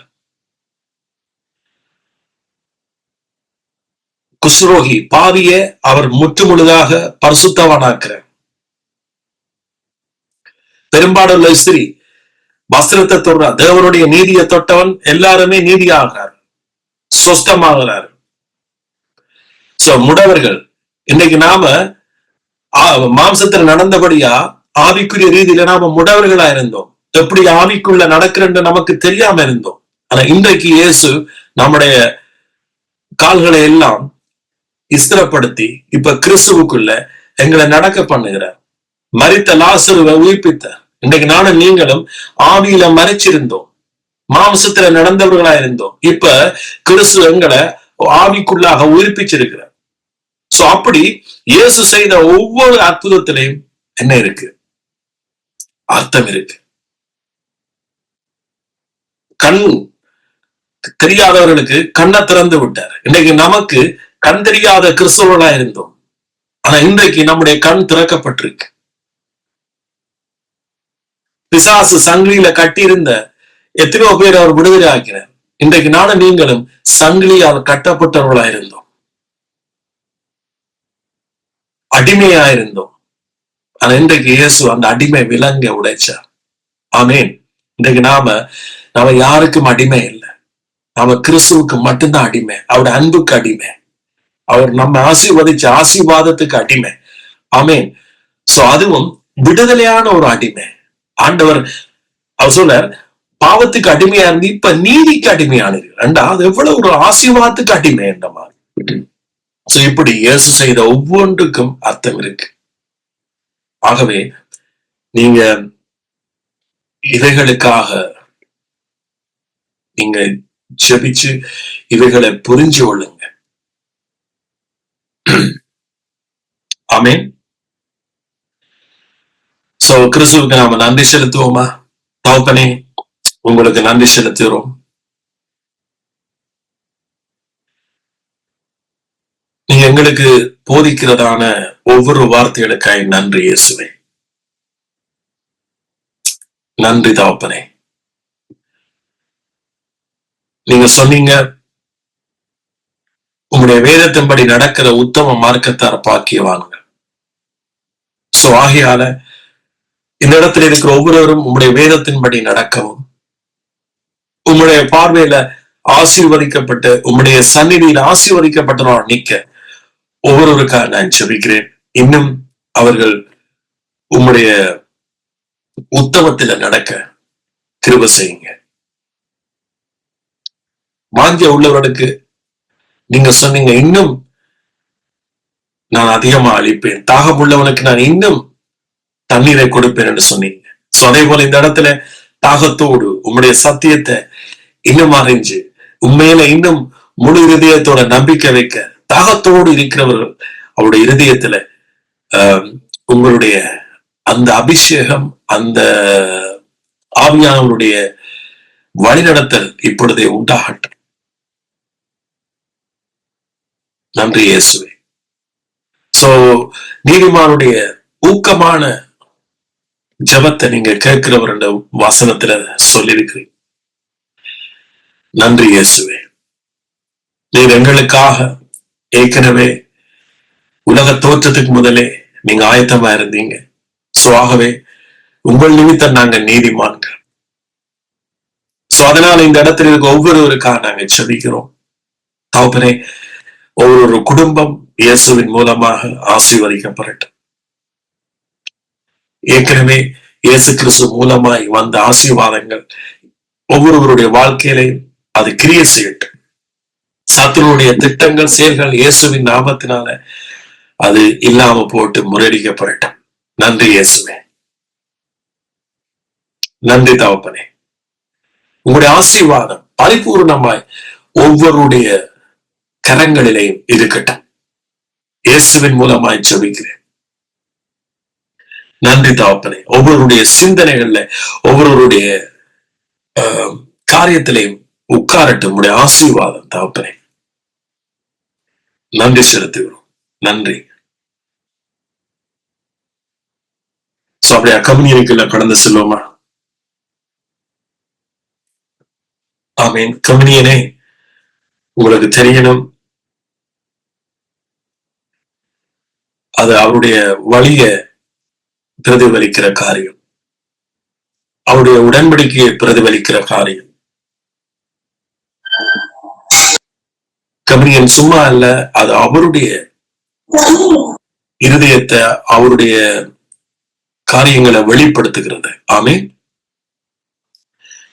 சோ ஆகவே நாம் அதை எடுத்த வண்ணமாக கையில வச்சுக்க, நீங்க அந்த அப்பத்தை எடுத்து அவர் காட்டி கொடுக்கப்படுகிற அந்த ராத்திரியிலே அதை எடுத்து பிச்சு அந்த அப்பத்தை பிச்சு கொடுக்கிற, இதை வாங்கி புசிங்க.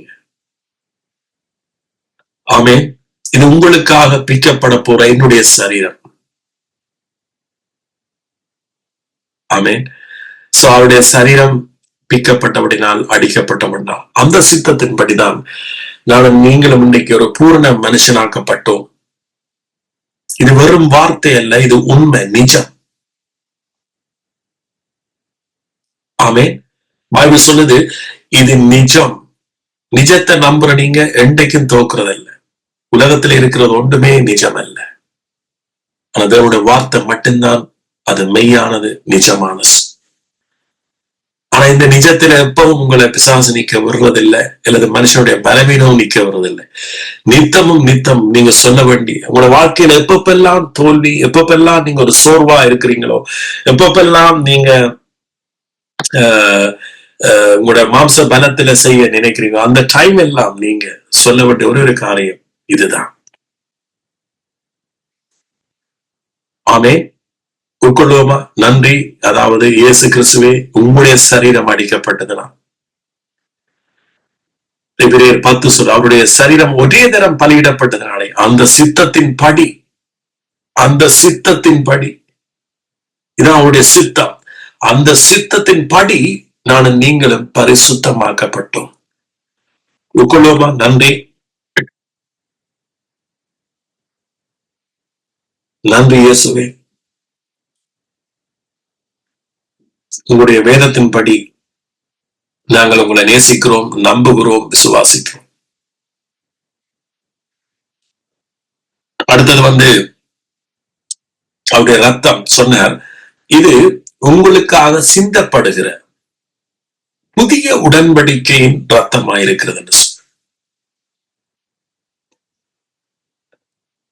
சோ இது மத்தையில சொன்னார். ஆனா இங்க பரிசுத்த ஆவியானவர் எபிரேயரில் எழுதிக்க சொல்றார், இது முந்தின உடன்படிக்கையை போல் அல்ல என்று சொன்னார்.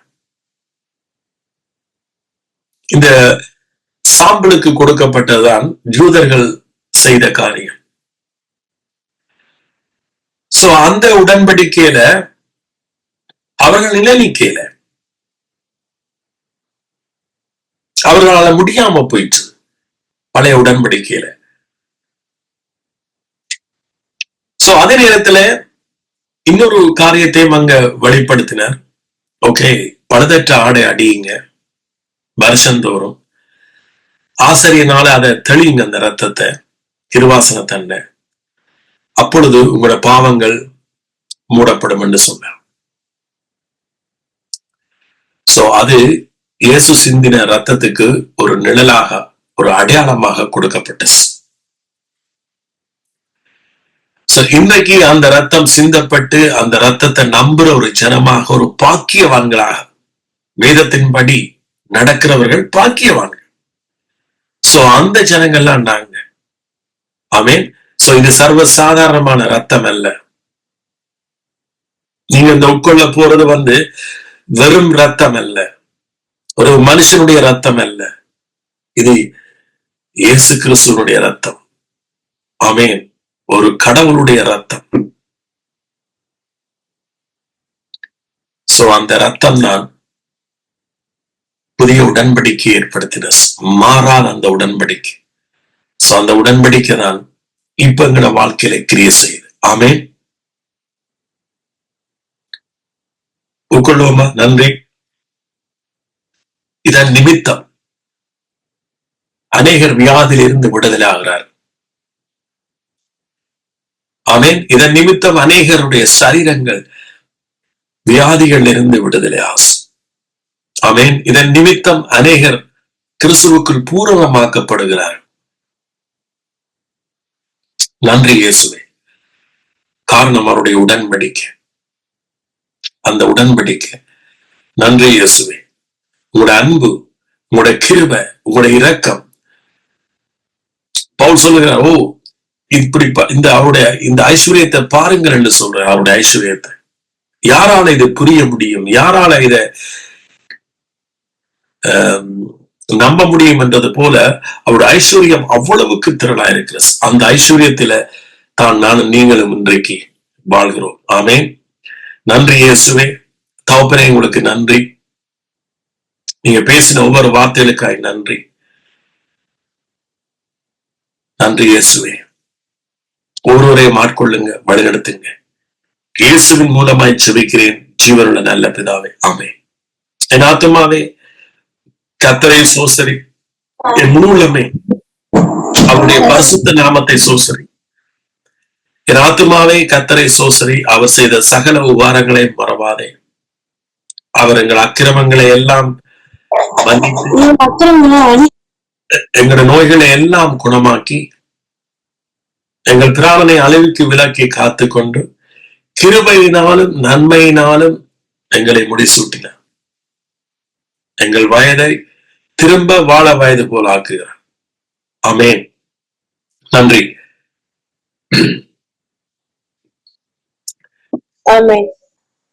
யாராவது பேச போறீங்களா? இந்த செய்தியை வச்சு கொண்டு யாராவது பேச இருந்தா பேசுங்க, கேட்போம். சில நான் பேசாம இருந்தது எவ்வளவோ இருக்கும் இந்த டைம்ல. பாசம் ஏதாவது இருக்கா?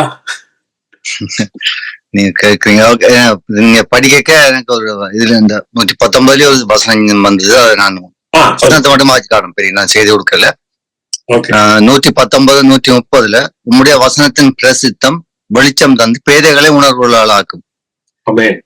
அதாவது இந்த உலகத்துல மனுஷனுக்கு 2 கண்கள் இருக்கு. அது கன பேருக்கு தெரியாது. ஒன்று எங்களோட பிசிக்கல், எங்களோட இந்த கண்ணால பாக்குற, இந்த உலகத்தை சுத்தி பாக்குற கண்கள், எங்களோட சுற்றி நடக்கிற காரியங்கள். மற்றொன்று ஆவிக்குரிய கண்கள் ஒன்று இருக்குது. அதைத்தான் இந்த தாவீது சொல்றார். கனவேர் இந்த செகண்ட் 2வது சொன்ன கண்ட பாவிக்கிறது இல்லையா எனக்கு தெரியாது. அப்படி இருக்க கண்டையில எப்படி பாவிக்கண்டு கூட எனக்கு தெரியாது. அப்ப எல்லாரும் அந்த இயற்கையான கண்ணை தான் பாவிச்சு ஆக்கள் நாங்க அதை வச்சுதான் ஜட்ஜ் பண்றோம். நம்மளுக்கு உள்ள வியாதிகளோ பிரச்சனைகளோ அதெல்லாம் பார்த்து அதை முடிவு செய்யறோம். ஆவிக்குரிய என்ன சொல்றதை வச்சுதான் எங்களுக்கு கிறிஸ்தவ வாழ்க்கை இருக்குது. அதுதான் தாவீது சொல்றாரு. இந்த உம்முடைய வசனத்தின் பிரசித்தம் வெளிச்சம் தந்து பேதைகள் உணர்வுகளாகும். இதைத்தான் புதிய ஏற்பாடுல எபேசியர் 1:17-18-19 நினைக்கிறேன். நம்முடைய கர்த்தராகிய இயேசு கிறிஸ்துவின் தேவனும் மகிமையும் பிதாவானவர் தம்மை நீங்கள் அறிந்து கொள்வதற்கான ஞானத்தையும் தெளிவையும் அளிக்கிற ஆவியை உங்களுக்கு தந்தருள வேண்டும் என்றும், தாம் அழைத்ததினாலே நமக்கு உண்டாயிருக்க நம்பிக்கை என்னதென்று பரிசுத்தவான்களிடத்திலே நமக்கு உண்டாயிருக்க சுதந்திரத்தினுடைய மகிமையின் ஐஸ்வர்யம் என்னதென்றும், தாம் கிறிஸ்துவை மருத்துவந்து எழுப்பி அவரிடத்தில் நடப்பித்து தமது பலத்த சத்துவத்தின் வல்லமையின்படியே விசுவாசிக்கிறவராகிய நம்மிடத்திலே காண்பிக்கும் தம்முடைய வல்லமையின் மகா மேன்மையான மகத்துவம் என்னதென்றும் நீங்கள் அறியும்படிக்கு அவர் உங்களுக்கு பிரகாசமுள்ள மனக்கங்களை கொடுக்க வேண்டும் வேண்டிக் கொள்கிறேன். பவுல அங்க சொன்னத பவுல எங்களுக்காக ஜெபிக்கிறாரு. எங்களை ஆட்களுக்காக இந்த கண்கள் வேணும், உங்களுக்கு பிரகாசம் உள்ள மனக்கங்கள் வேணும், உங்களுக்கு என்னெல்லாம் கிடைச்சிருக்குது, உங்களுக்கு எவ்வளவு ஐஸ்வர்யமா இருக்கிறாங்கன்னு சொல்லி அந்த கண் திறக்க. இது ஒரு ஆவிக்குரிய கண்.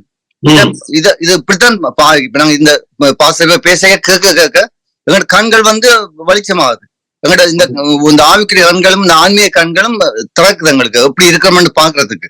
அப்ப செய்திகள் கேட்க எங்களுக்கு அப்படித்தான் எங்க ஆவிக்குரிய கண்கள் திறக்கிறது. செய்திகள் கேட்க எங்களோட ஆவிக்குரிய கண்கள் திறக்கப்படும். அந்த உலகத்தை பார்ப்போம், அந்த கண்ணால அந்த ஆவிக்குரிய உலகத்தை பார்ப்போம் நாங்க. ஜோன் சொன்னீங்க, அந்த கண்ணாலதான் அந்த தேவனுடைய உலகத்தை பார்க்கலாம், ஆவிக்குரிய உலகத்தை. என்ன? ஆமென். ஓகே, வேற சொல்லுங்க. அப்படியே பிளஸிங் இருக்கிறீங்க. என்னண்டே பேசுறோம் சார்.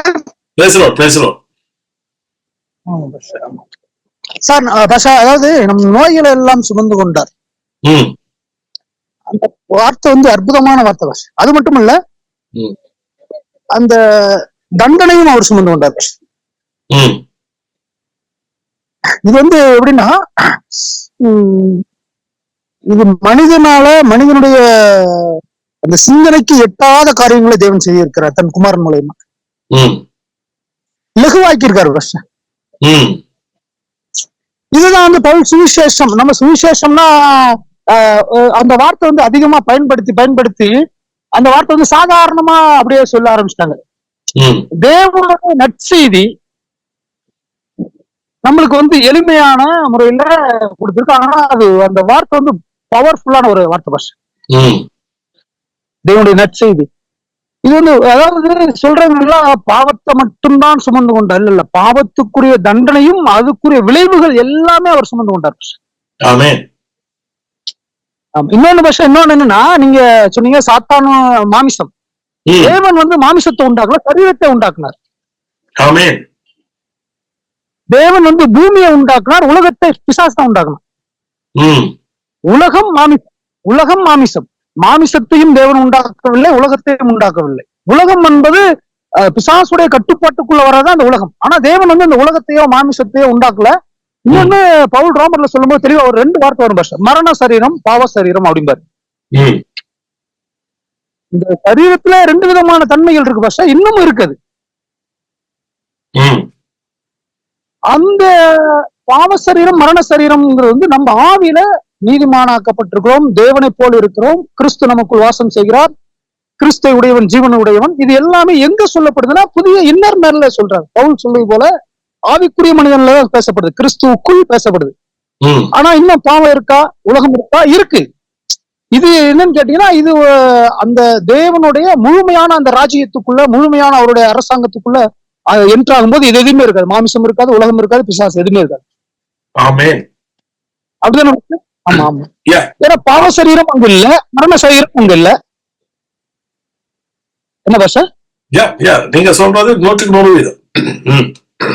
ஆனா அந்த சரீரம், அந்த பாவ சரீரம் இல்ல, மரண சரீரம் இல்ல. உயிர்த்தெழுந்த கிறிஸ்து போல் நம்ம அவர் எப்படி அதை எடுத்துக்காட்டா பண்ணிட்டு போயிட்டாரு பாஷா. அவர் எப்படி உயிர்த்தெழுந்து அந்த சரீரத்தை காமிச்சிட்டு போயிட்டாரு பாஷா நம்ம கிட்ட. கொஞ்சம் கூட நம்மளுக்கு சந்தேகமே வரக்கூடாது அப்படிங்கிறதுக்காக தான் பாஷா மீண்டும் அவர் சீசர்களை தரிசனம் பண்ணாரு. அப்ப திருப்ப ஸ்டார்ட்ல சொன்னதுதான் நீங்க இப்ப ஞாபகப்படுத்தீங்க. ஸ்டார்ட்ல சொன்னதுதான் மாம்சம் நம்முடைய சரீரம் அல்ல. மாம்சம் என்றது நமக்குள்ள இருக்கிற ஒரு பர்சனாலிட்டி. அந்த பர்சனாலிட்டியை வச்சுதான் நம்ம கடவுளோட ஒரு தொடர்பு வச்சிருந்தோம். அதுக்கு பேர் நித்திய ஜீவன் அல்ல. ஆமா ஆமா, அது இல்ல. எஸ், அந்த மாம்சம் வந்து அது என்றைக்கும் சாகாது. ஆனா ஆவியில நடக்கிற பொழுது நாங்க மாம்சத்துக்கு கடனாளி நாம அல்ல.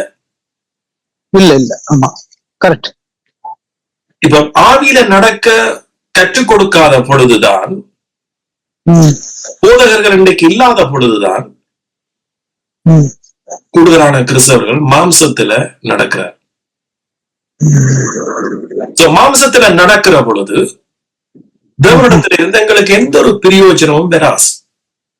ஆமா, அதைத்தான் பவுல் சொல்ற, நீங்க கிருபையை விட்டு விழுந்தீர்களே. அப்ப ஆவியில நடக்கதான் நாம கிருபையில நடக்கிறோம்.